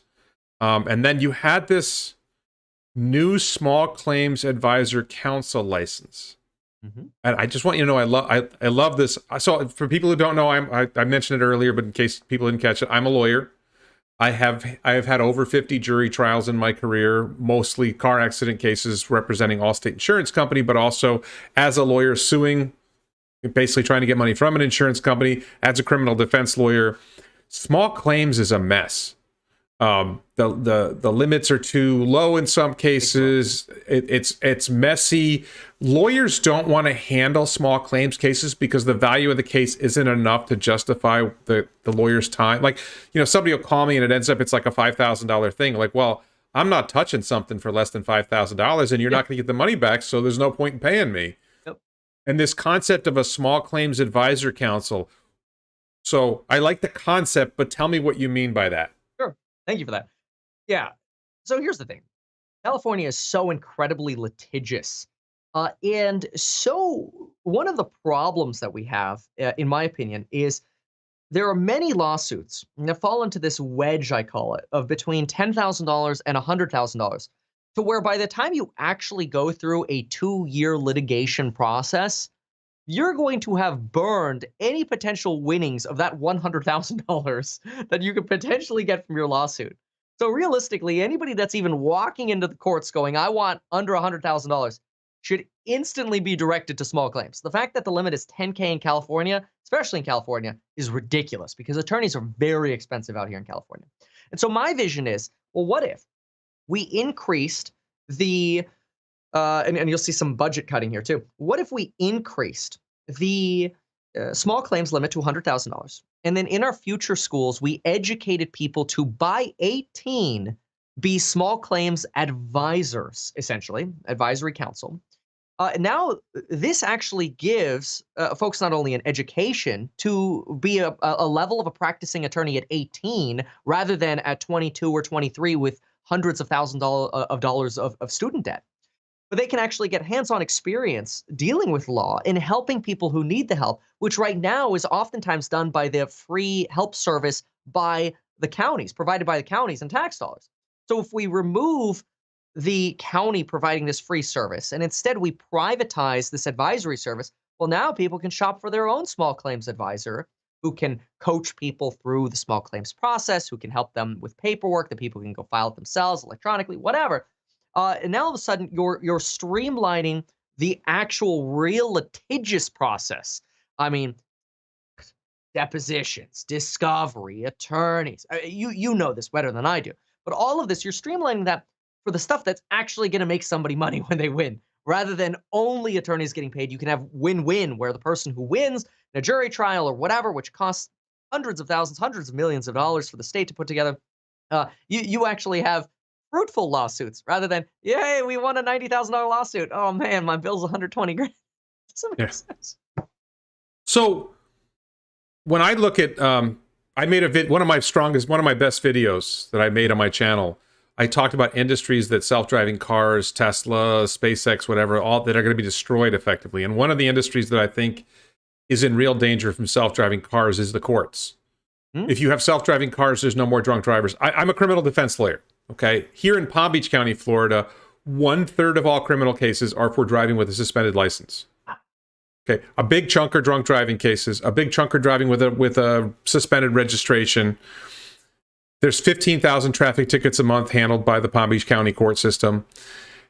You eliminate a lot of that work. You eliminate the need for police officers to pull people over. You eliminate the jobs for defense lawyers. You eliminate car accident cases. Yeah. You know, and just, I want people for a moment, everybody watching, just, I'm not going to call for a moment of silence, but just feel a moment of sadness for the lawyers. I know you're all worried about us. I know you're all concerned that the lawyers might struggle. The lawyers might not make quite as much money. The truth is that there are a lot of lawyers who don't make as much money as you think, but practically speaking, this is work that we should all be happy is gone. The people who are losing the money, I have friends who are personal injury lawyers. I was talking to one about, well, with self-driving cars, we're not going to have car accident cases anymore. And he was like, what? Oh, no. We can't do that. You know, because I mean, I have a friend who's a criminal defense lawyer who smokes pot. And I said, we should legalize marijuana. He's like, well, no, I make a lot of money defending marijuana cases. Like, a guy who smokes marijuana doesn't want it legal because, you know, he would lose money handling marijuana cases. So, you know, eliminating those jobs would be terrible, wouldn't it? But I think that, do you think that self-driving cars, that robo-taxi networks could basically lessen the burden that the courts lessen the burden on the courts and then make things move smoother for the state as a whole? Yeah, you know, an analogy that I think is potentially appropriate here, and I want to hear your opinion on this, and would also love to hear your opinion, honestly, on the small claims idea. But when a hurricane comes and blows a bunch of roofs off and destroys a bunch of windows, people say, "Oh, well, that's good for the economy." Well, wait a minute. That money spent on those windows and roofs is money that's not being invested into new businesses. The same is potentially true with car accidents. Right? We don't want people getting injured, and the attorneys who are professionals at what they do, I know that there are going to be plenty of opportunities, and my goal is to create an endless amount of opportunities for jobs in the future in California. Right. Okay. So, What do you think you about have. small claims? I love the small claims idea. I think that I would want you to make sure that people have the option Hmm. to go to regular court. Okay. I wouldn't want to say you can't go to regular court. I don't think the Constitution would allow you to deprive people the right to a jury trial as Probably, long as it yeah. meets a certain standard. But I think the idea is great. I think the idea of the idea of the Small Claims Advisor Council license is something that freaks out a lot of lawyers because we want to protect our turf. Yeah. Right. And you know how hard it is to become a lawyer in California. So Yeah. the oligopoly wants to preserve its oligopoly. So that's a challenge. And they Totally vote understand that too. and they One of the- vote and a lot of the legislators are lawyers. Yes. But I think it's very hard to get ideas like that through the California legislature when probably more than half the legislators are lawyers who want to preserve their turf. One thing that I counter with is that really what we're doing is empowering attorneys to focus on the higher dollar volume cases that attorneys don't really want to take anyway. You mentioned it yourself. Like my retainer alone is $5,000. I don't really want to work on a jury trial for under 50 or 100 grand anyway, because this is going to be a 2-year process and I can only take so much casework. There is plenty of other opportunity to work on other cases. And empowering 18-year-olds to help people through the small claims process is not going to take away from seasoned attorneys' business. My belief. I'm not as optimistic about attorneys being that forward thinking. I'll say that. So your number 10 is future policing in jails. One question I have for you is, and I believe, has California legalized recreational marijuana? Yes. So how about the rest? How can we just legalize all drugs and stop wasting money, locking people up for whatever plant product they possess? I have not even considered the balanced, or I've not even considered what you're asking me. And I think the best way to answer that would be after I have a whole lot more research, because I do not have research on that. I'm open to things that are logical and make sense in California. I do think that community policing is a solution for a lot of problems in California, because when's the last time cops came through a messed up, graffitied, and trash-filled neighborhood and brought people to clean it up? And I'm not saying that beat cops are now all of a sudden brooming the streets. That's not what they want to do either. But folks who are working in jails, who are keeping an eye on their inmates, can keep an eye on their inmates with some more support, see more jobs in the community. And now all of a sudden we have a community presence of police and law enforcement doing good for the communities where those crimes were committed in. That potentially also leads to less crimes happening in the first place. And cleaner, more beautiful environment means more tax dollars because we get more people wanting to be in California. Cool. All right. The handy person thing. You talked about creating a handy person license. You talked about creating a small claims advisor license. I'm going to hit you with the libertarian view that government shouldn't be in the business of licensing people at all. We call it the license Raj, that in India did. To be a beautician, you have to do this many hours of training. You have to we create so many hurdles to people doing a job. And, like we talked about rules before, you end up like requiring people to get all this. Like, I go to to get my hair cut and they can't shave me because they don't have that license. They're not a barber. And it's like, I'm pretty sure they could manage to do that. I don't think they need 100 hours of education to shave my face. So wouldn't it be better, instead of creating a whole new host of licensed occupations, to just say, we're going to eliminate all this licensing requirements in the first place, and you choose who you want to hire. And if a person doesn't have I understand like the engineering, unlike the building, you might still want that licensed. I can understand there's certain categories where that makes sense. But on the whole, could we just get rid of a whole lot of licensing requirements? Is that possible? Well, there's a balance. And the reason there's a balance is simple. Most homeowners don't understand that a handy person or somebody working on their home should have liability insurance, potentially errors in omissions insurance if they're giving specific advice, and should be bonded. Whereas being licensed means you have those. Licensing is a way of providing evidence to homeowners and this assurance that the state has verified, yep, insurances are active, you're good. It actually makes it a lot easier to do business because if you have 20 different handymen or handy women, whatever, handy people applying to do a job, it'd be nice to know, okay, well, these 19 are licensed. Now there's that much less due diligence that the consumer has to do. But I don't need the license. Show me your insurance certificate, and if that's fraudulent, then you've committed a felony. What's the license? So here's my problem with the licensing process, and I can say this as an attorney. Yeah. That I've dealt with a lot of attorneys. They're not all good. Right? There's doctors are licensed. They're not all good. I know. Giving them a license doesn't mean they're actually good at their job. Of course not. No. And by no means is the license supposed to certify. Like if you're a licensed handyman or handy person, the point of that is not to say, hey, you know how to do everything. It's just to say, literally, my vision of a licensed handy person is you're licensed, you're insured, and you're bonded, and we verified that you're insured to our limits and for what you're doing and for what we want.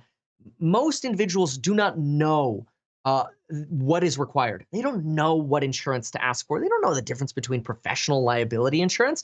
They don't understand today. Countless, I would probably say, and this is a guess, I would guess that 80% of people who hire handy people today have the handy folks say, yeah, by the way, I got my business license with the city. And they think that the handy person paying a tax to the city on their revenue is somehow an assurity that the person carries proper insurance and a bond, which it's not. And so now consumers are actually being misled. And what happens? Okay, well, now a handy person works for somebody 4 days a week, 5 hours a day for 3 months. They get injured, they sue. Hey, owner, you owe me workers' comp. Wait a minute, I had no idea how to provide workers' comp. You said you were licensed. No, that's just a city license. Now you get a lawsuit for hundreds of thousands of dollars that potentially your insurance company won't cover, will loophole out of, because the insurance company's going, well, I mean, this was not a one-time visit. This was an employee, not our problem. This is where government has to come in.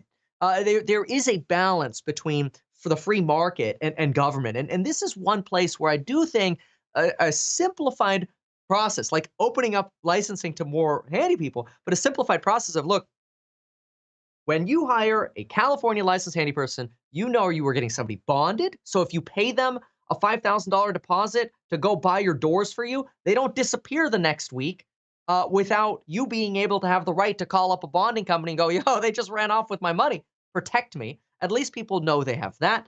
They have workers' comp protections or waivers, and they have liability protections. People don't even know what they need. And that, I think, is the role of government. Okay, so the thing that you start off with is current law criminalizes being a handy person. Yeah. You could just stop criminalizing being a handy person. Yes. And honestly, that would be a much simpler. That would be a much simpler. It might not solve everything you want, but it would be a much simpler solution. I don't know how many people go to jail for criminal handy personing. The California Contractor Board, about every 2 weeks, it literally brags about the sting operations they do for putting out Craigslist ads to find unlicensed workers and purposefully trying to get them to quote $600 quotes, so it's over $500, so they can throw them in jail. They literally arrest people trying to get ahead in this world. It is ludicrous. That's Newsom's government for you. So what you're saying is you want to defund the handy police. All right. Well, I don't want to come across as defunding the contractor board. I think the contractor board has a role, but I think that kind of energy is ludicrously misplaced. Okay. Item 12 in your list of policy proposals was, quote, mandated local manufacturing employment in California H-1Bs. I wasn't sure if mandated was the right word because when I read the description, I didn't see where there was a mandate. So is it the wrong word, or what did you mean by that? Yeah, this links back to our plan of future schools. If and we touched on this a little bit earlier, so I'll keep it short here. But essentially, if you're working with us to dictate what kind of workers you're looking for, educating our teachers, and our teachers are creating workers for you, if we're in that kind of relationship, it's going to be win-win. And you're manufacturing here in California. You're not educating people in California for free in our future schools and then sending those jobs to Texas, bringing people back to California. Okay. Okay, so I had a big idea yesterday. Well, I had a big idea before, and I did a video about it yesterday. We've talked about crypto before. Huh.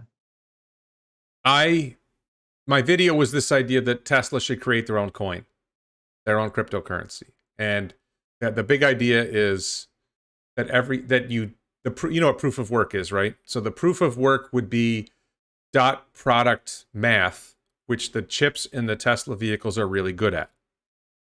And basically every Tesla vehicle becomes a server and or miner for the coin. And you have massive decentralization because you have millions ultimately of Tesla vehicles in China, the US, Europe, around the world. Every Tesla solar install, you put a chip in. And have you seen Tony Seba talking about, I think he calls it free energy, that when the solar's producing and the batteries are full? I've not seen this, but I know what you're talking about. Or the windmills are turning and they're producing energy, but the batteries are full and there's not enough demand for electricity at that moment. That you could design, I think, you could design the coin so it does the most mining when it's on free energy.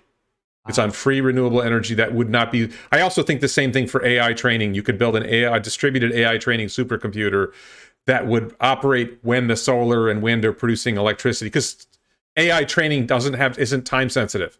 You could run it in batch jobs when there's free energy, and it is something that's going to use a lot of electricity, so you could have a really renewable thing. How do you feel about that concept? I mean, one of the concerns is that governments do not like giving up their power. And the federal government and national governments generally see their control of currency as an important source of their power. And Janet Yellen has said critical things of Bitcoin. Cryptocurrencies are effectively a threat to government power. Not really state government power, because the state doesn't have a currency. And I don't know, are the states prohibited from having their own currency? I think they might be. Probably. I think the federal government has the power of the purse. Know.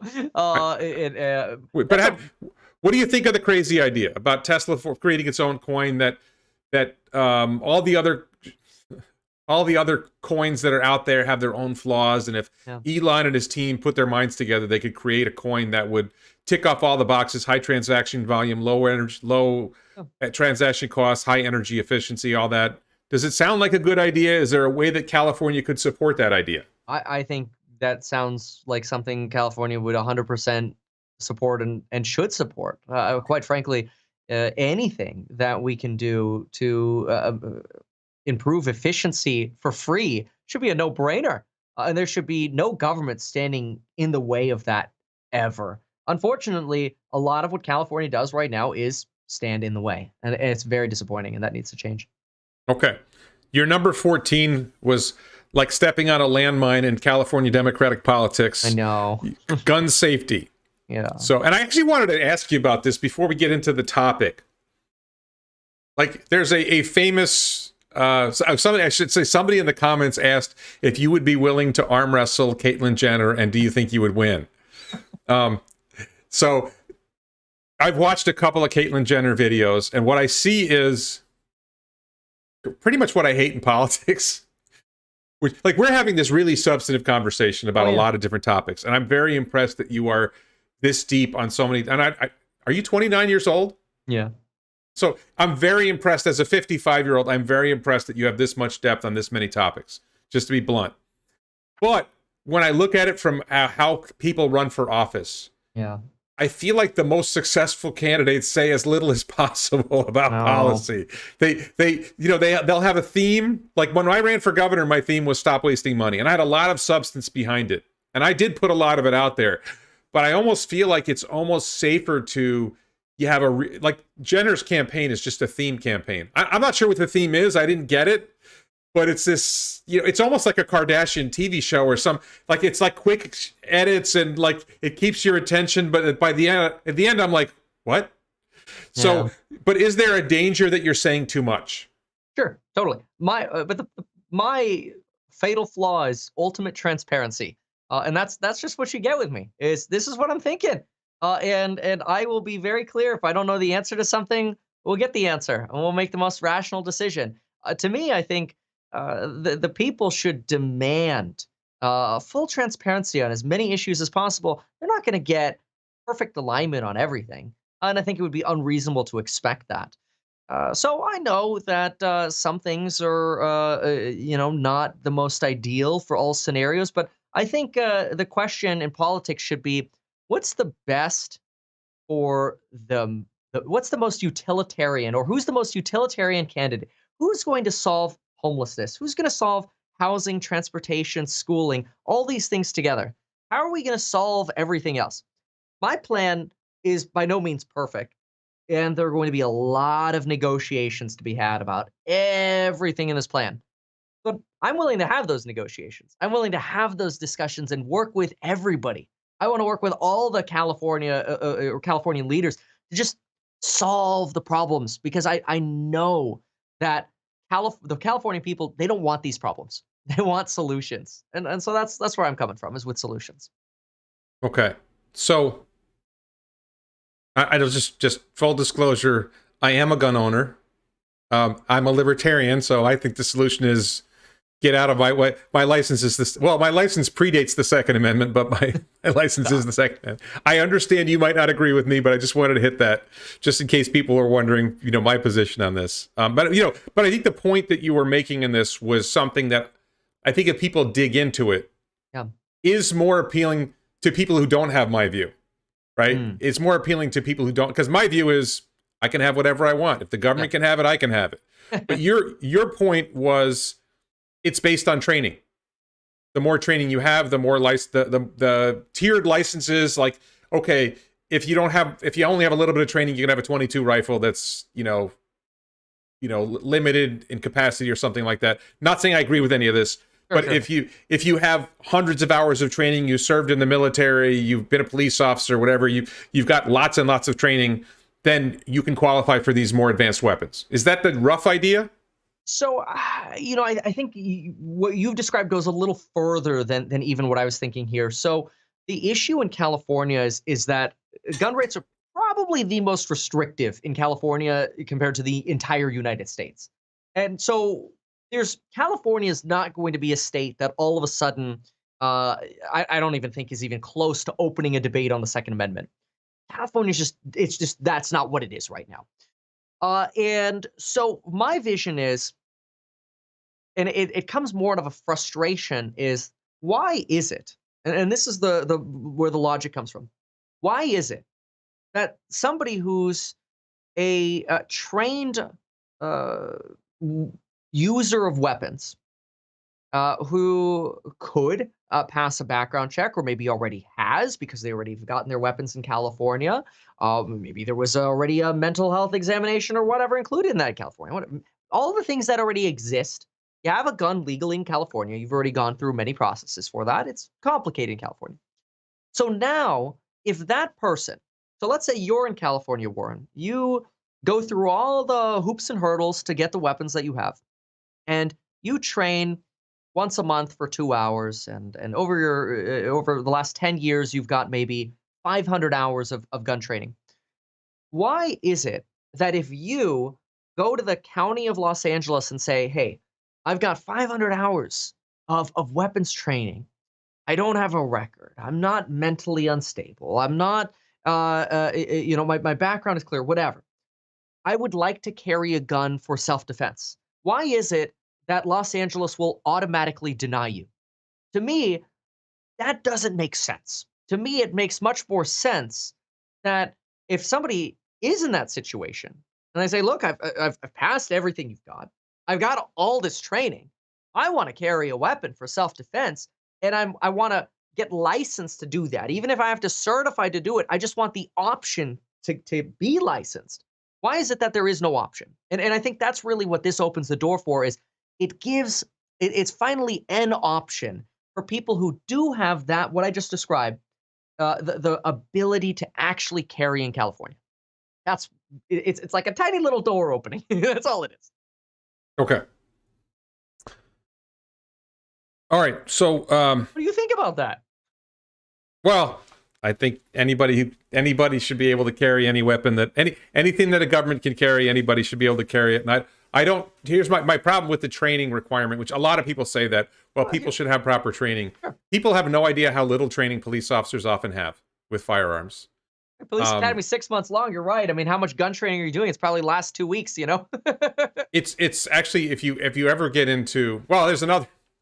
I don't want to go where I'm going to go with police because I'm a criminal defense lawyer. I have some fairly strong views. There's some great cops. There are some not so great cops. Of course. So I probably don't want to go down that road. But I just think that the idea that government is qualified to decide who has adequate training. Same thing with the licensing. I don't trust Gavin Newsom. I don't trust Caitlyn Jenner, and I don't know you well enough to trust you to decide to say that you should have the power to decide who is adequately trained for something. Same thing with small claims advisors. Same thing with handyman. I'm a consumer.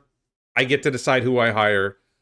I'm a person. I know what my safety needs are. I decide what weapon I carry to defend myself. I don't need your help making those decisions. And I would say, frankly, the great. I'm so radical that sometimes I say this a lot on my channel. The greatest threat to the American people is Washington, D.C. You'll see Washington, D.C. talking about China. I don't know if you get this on your channel. I get comments where people are like saying, oh, China this, China that, Russia this, Russia that. There's always some foreign villain. And that foreign villain is actually coming from propaganda from Washington, D.C.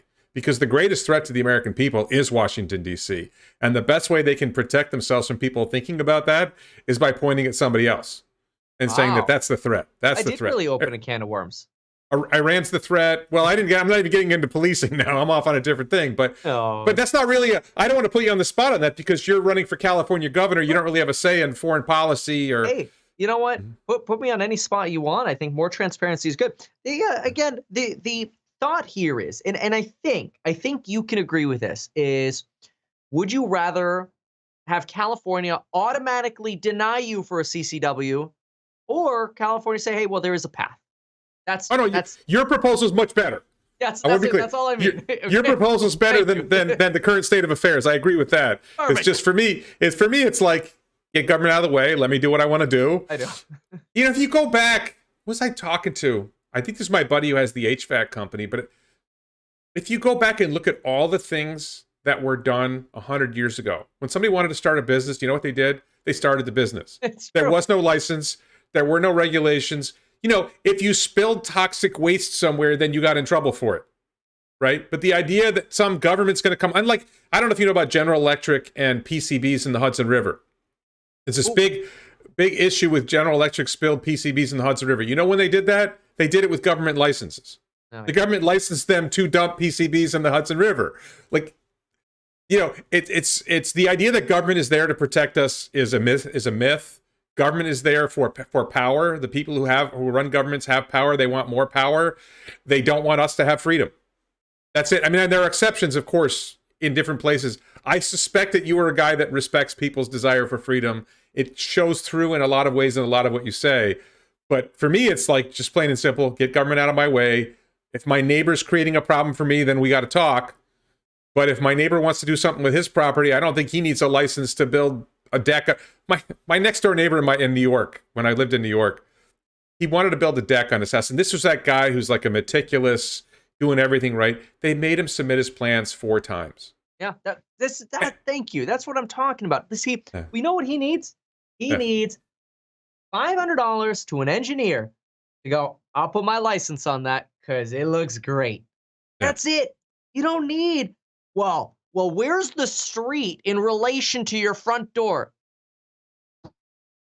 Yeah, exactly. All right. So, and while we talked about housing a little bit, I want to this just triggered something with me about housing.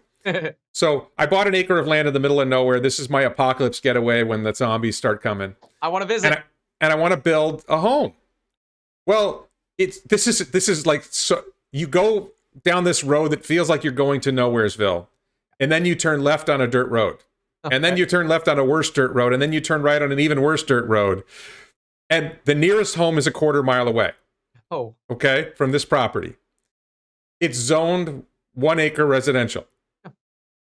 Like, and minimum 750 square foot home. Like, there's this tiny home movement. Like, why can't I build? I want to build like a 400 square foot cabin.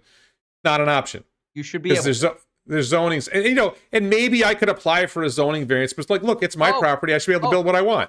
Don't even say zoning variance. The amount of I mean, you went from like 2 years to 4 years just saying that it's so bad. That would be California. It wouldn't be that bad here. It wouldn't be that bad here, but still, just the idea that you create all these rules. Look, I have an acre of land. I want to build something on it. If it's not causing problems for my neighbors, get out of my way. Sorry, getting a little bit of a tangent, and you might relate to this, but I was on my town board in the town of Guilderland, New York. I left in 2011. I served for about almost 4 years. There was this project called Glassworks Village. Okay, and the idea was it was one of these mixed-use projects. We're going to have homes and commercial in the same space. And because it didn't fit the ordinary zoning, they had created this concept of this planned use development. I don't know if you use that term in California. Yeah. Okay. So basically the idea is you apply, you know the term spot zoning? I don't know if the audience knows the term spot zoning. Oh. Okay, so spot zoning, the concept of spot zoning, the idea of zoning is supposed to be, we create rules, this is what you can do in this area. Any lot in this area, this is what you can do. These are the rules of the game. If it's within our zoning rules, you can build it. If it's not within our zoning rules, you can't. Maybe you can apply for variance in some circumstances. Planned unit development is, okay, it's basically spot zoning. You ask the town board to approve this specific use that you want to do in this land, and anyone else who wants to do the same thing, they would have to jump through the same hoops. Rather than just saying, hey, we're allowing mixed-use developments. Yeah. Here's the rules. Do it. Everybody has to go through, and everybody has to kiss the ring a dozen times. So they spent 7 years planning this project. And there's 5 town board members, and they every time they wanted to do something, there's a planning board, there's a zoning board, they got to jump through this hoop, they got to jump through that hoop. The town supervisor is very controlling, so I'm sure that he's trying to get this little thing out of them, that little thing out of them. For all I know, he's getting campaign contributions. I have no idea what's going on there. And ultimately, I was very clear from the very beginning, I'm voting no because I think it's spot zoning.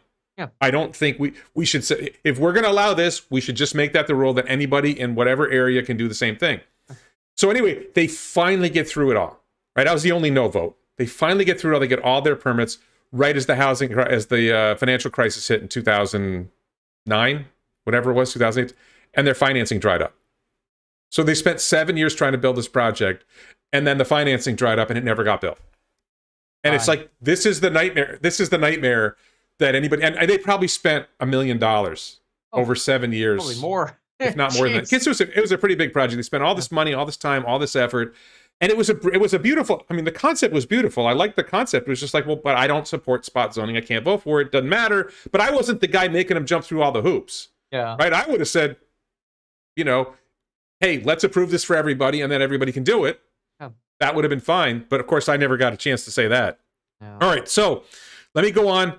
You had this idea, the statewide building and safety department, and you said it would raise $4 to $10 billion for the state annually because the housing fees would go to this statewide agency.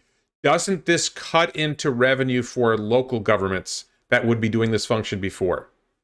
Sure, but they're also not employing all of the people anymore. The state would take over the costs as well. So some of the revenue would obviously be going to paying for what is now a state system. I mean, we're not going to take away the city's fees, but then leave them with all the workers' payrolls. Now the state has to take over. But so just so you know, that's how New York does things.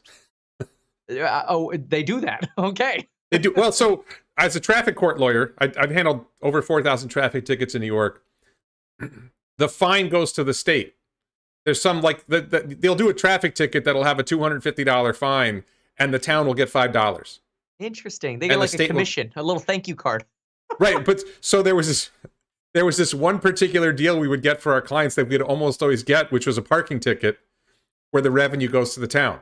So a lot of the towns that did a lot of traffic tickets, they figured it out. Well, let's negotiate everything down to a parking ticket that we can within reason. 120 miles an hour, that wouldn't get you a parking ticket. But wherever possible, we would make a deal where you plead guilty to this and a parking ticket, right? So the town, and then the governor comes in and says, wait a minute, all right, all right, we're getting most of the revenue from the parking tickets now. They like come in and they grab that. It's this constant battle where the state wants more of its share of the revenue. And they created this fee for getting a certain number of points. Now you got to pay a fine to the state for that. They just kept coming, or an assessment they called it. So anyway, let me move on.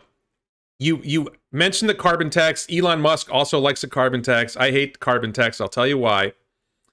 Your idea, and the typical, like whenever I hear universal basic income, we're going to eliminate all these other programs. We're going to do a carbon tax. We'll use the carbon tax to replace this income tax. I'm going to tell you what I think happens. Okay. You come in, you get elected, okay, and you go to the state legislature and say, listen, I want to do a carbon tax, and I want to cut the state income tax. And the legislature says, great idea, let's do a carbon tax.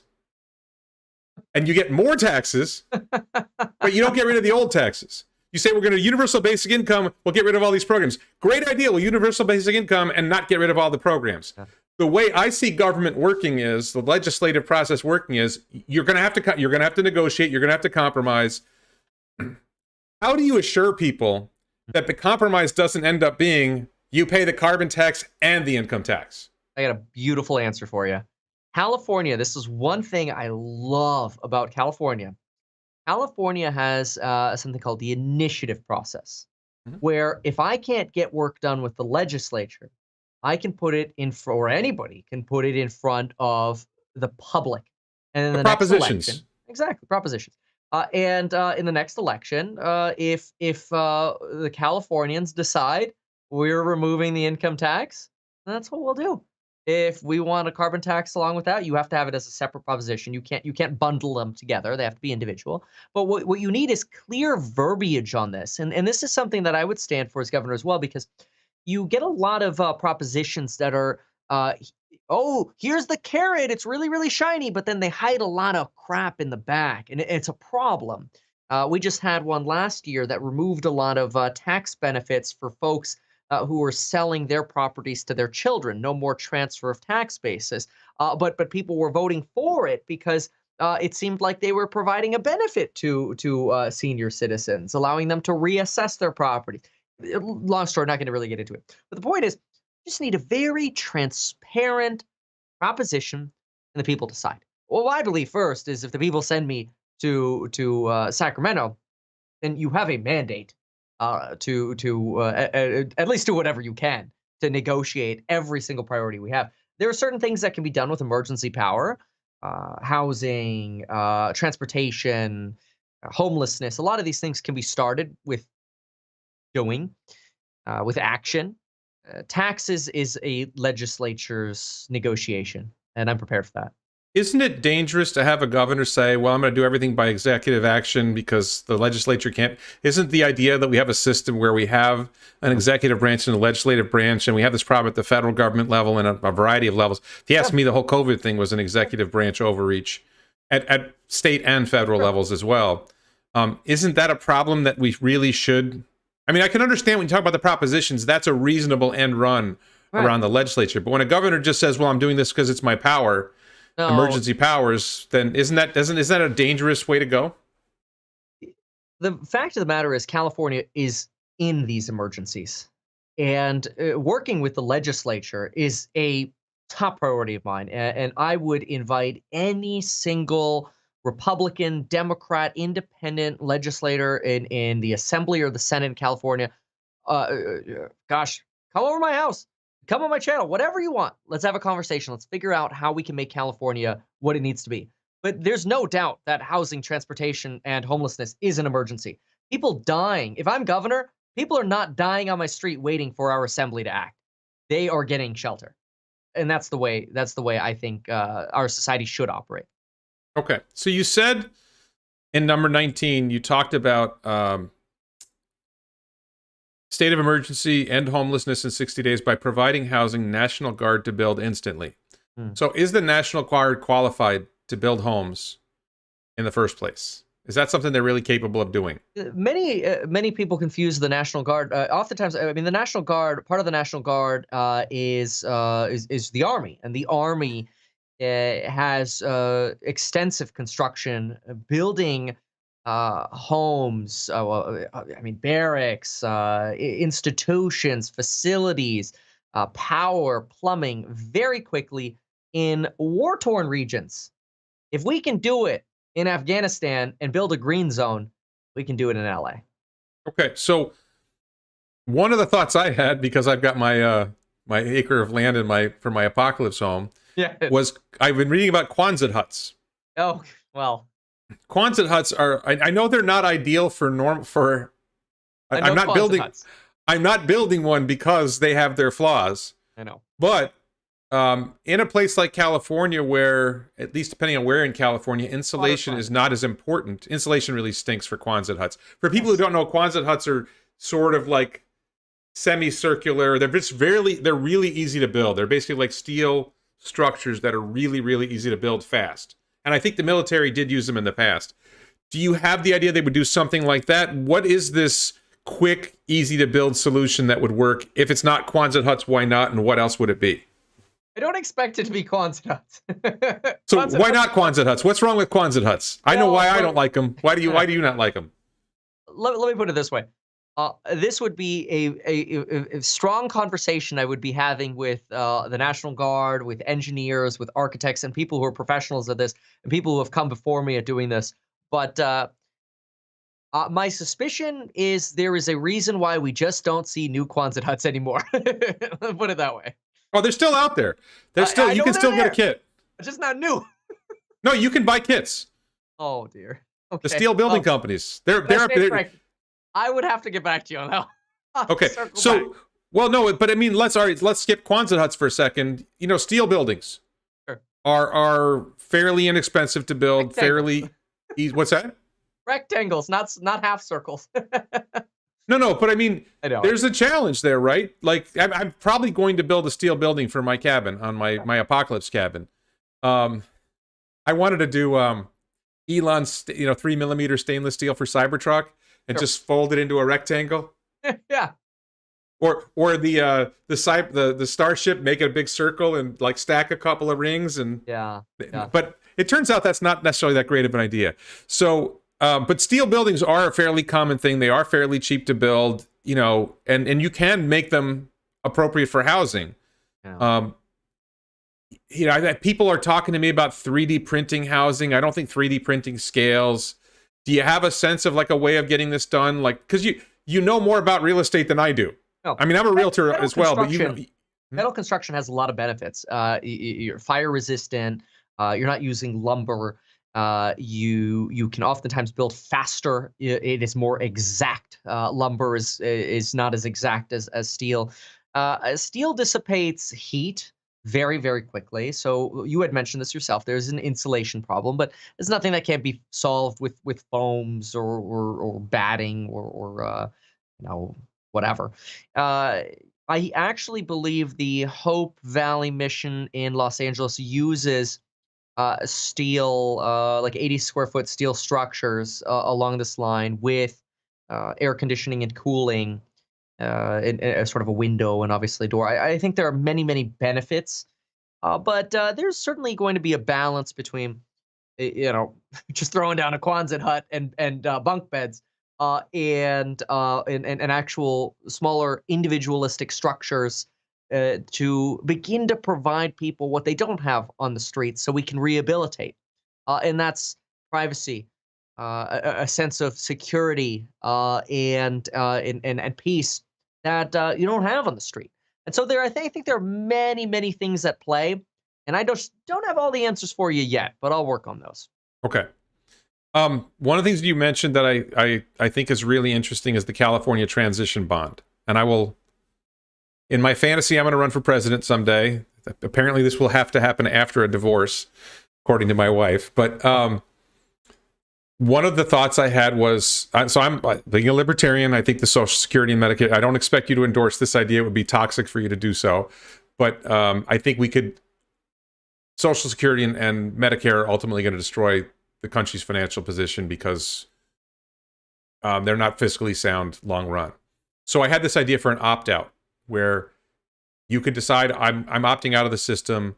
The employer side contributions continues to go in. If you're self-employed, you pay half.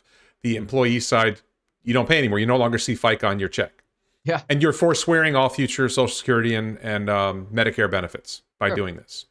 So, and every senior I talk to hates this idea. A lot of other people hate this idea, but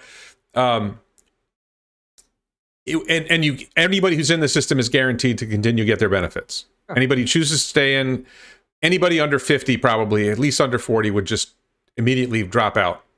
And you would have a massive drop in revenue in the short run for the Social Security Medicare system. But in the long run, you eliminate the expenditures, right? Because everybody drops out. So, and then you solve a huge fiscal problem for America in the future. And how do you finance that if you're losing all this revenue? I said, well, you do a big bond, right? And any investor's going to say, well, your fiscal future is a lot better with this proposal, so I'm going to buy this bond. And, it's a 50-year bond, and it pays, 1% interest or whatever. Tax preferred. Is the idea for your transition bond that there's going to be a shortfall in revenue from the tax cut? But this is the way I saw it. Yeah. Kevin is going to rebuild the California economy. He's going to return California to massive economic growth. So in the short run, there's going to be a shortfall in revenue because you're eliminating this $250,000 taxes on the people $250,000 or less. But in the long run, it spikes growth, and you go 10 years down the road, and so many people are making more than $250,000. You got the revenue back, and that's when you pay back the bond.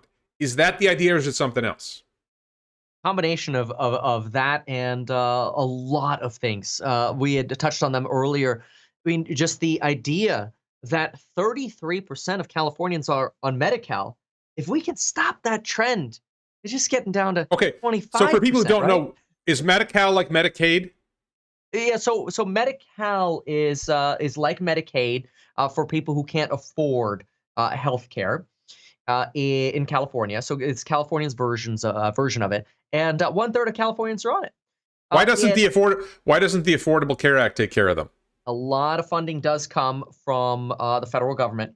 There are subsidies for the Affordable Care Act. I would have to get back to you on why people would choose one over the other. But the bottom line is Medi-Cal is extremely expensive. There are way too many people on it. And people aren't on it for their fault. People are on it, in my opinion, because they have to be. They need that help. And I don't propose removing anybody from Medi-Cal. I never want somebody to think, oh my gosh, Kevin's, we're going to remove these benefits. No. Keep the benefits.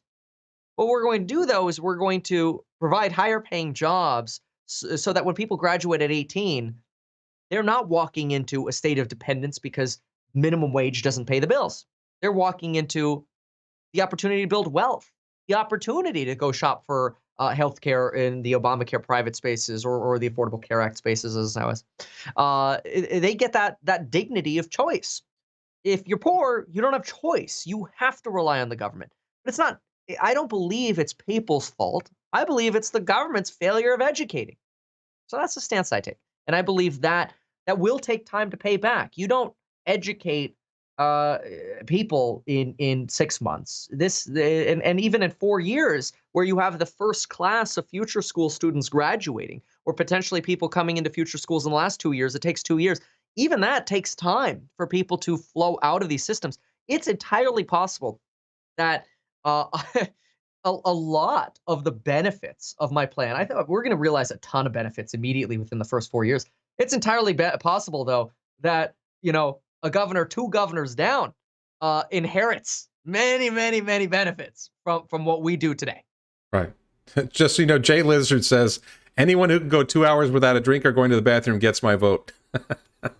Thank you. and I want to acknowledge Jessica Kirsch in the chat. Jessica Kirsch is a YouTuber who loves SpaceX. She does a lot of videos about SpaceX. So I think I'm fresh out. Is there anything we've been going for over 2 hours? You have been great. I really enjoyed this. I can tell you right now, I am thrilled that you came on the channel. I'm very excited for you. I'm going to tell my brother to vote for you and his wife. I'm not sure his wife will ever listen to anything I say, but maybe. But I will tell my brother, and my brother will probably watch this, actually. Very, very impressed. Is there anything you want to say that I left out? Anything important you want to tell people? I mean, I think Jessica here brings up a perfect clarification. Sure, being on Medi-Cal, it's not just about being poor, because I mean, this does relate to relative to being closer to the line of poverty. But yeah, I mean, look, healthcare is very unaffordable, and I totally agree with Jessica's argument here. And look, healthcare is a whole nother thing we could probably talk for hours about, and there are many issues. We won't open that can of worms now, but yeah, look, there is no one answer to everything.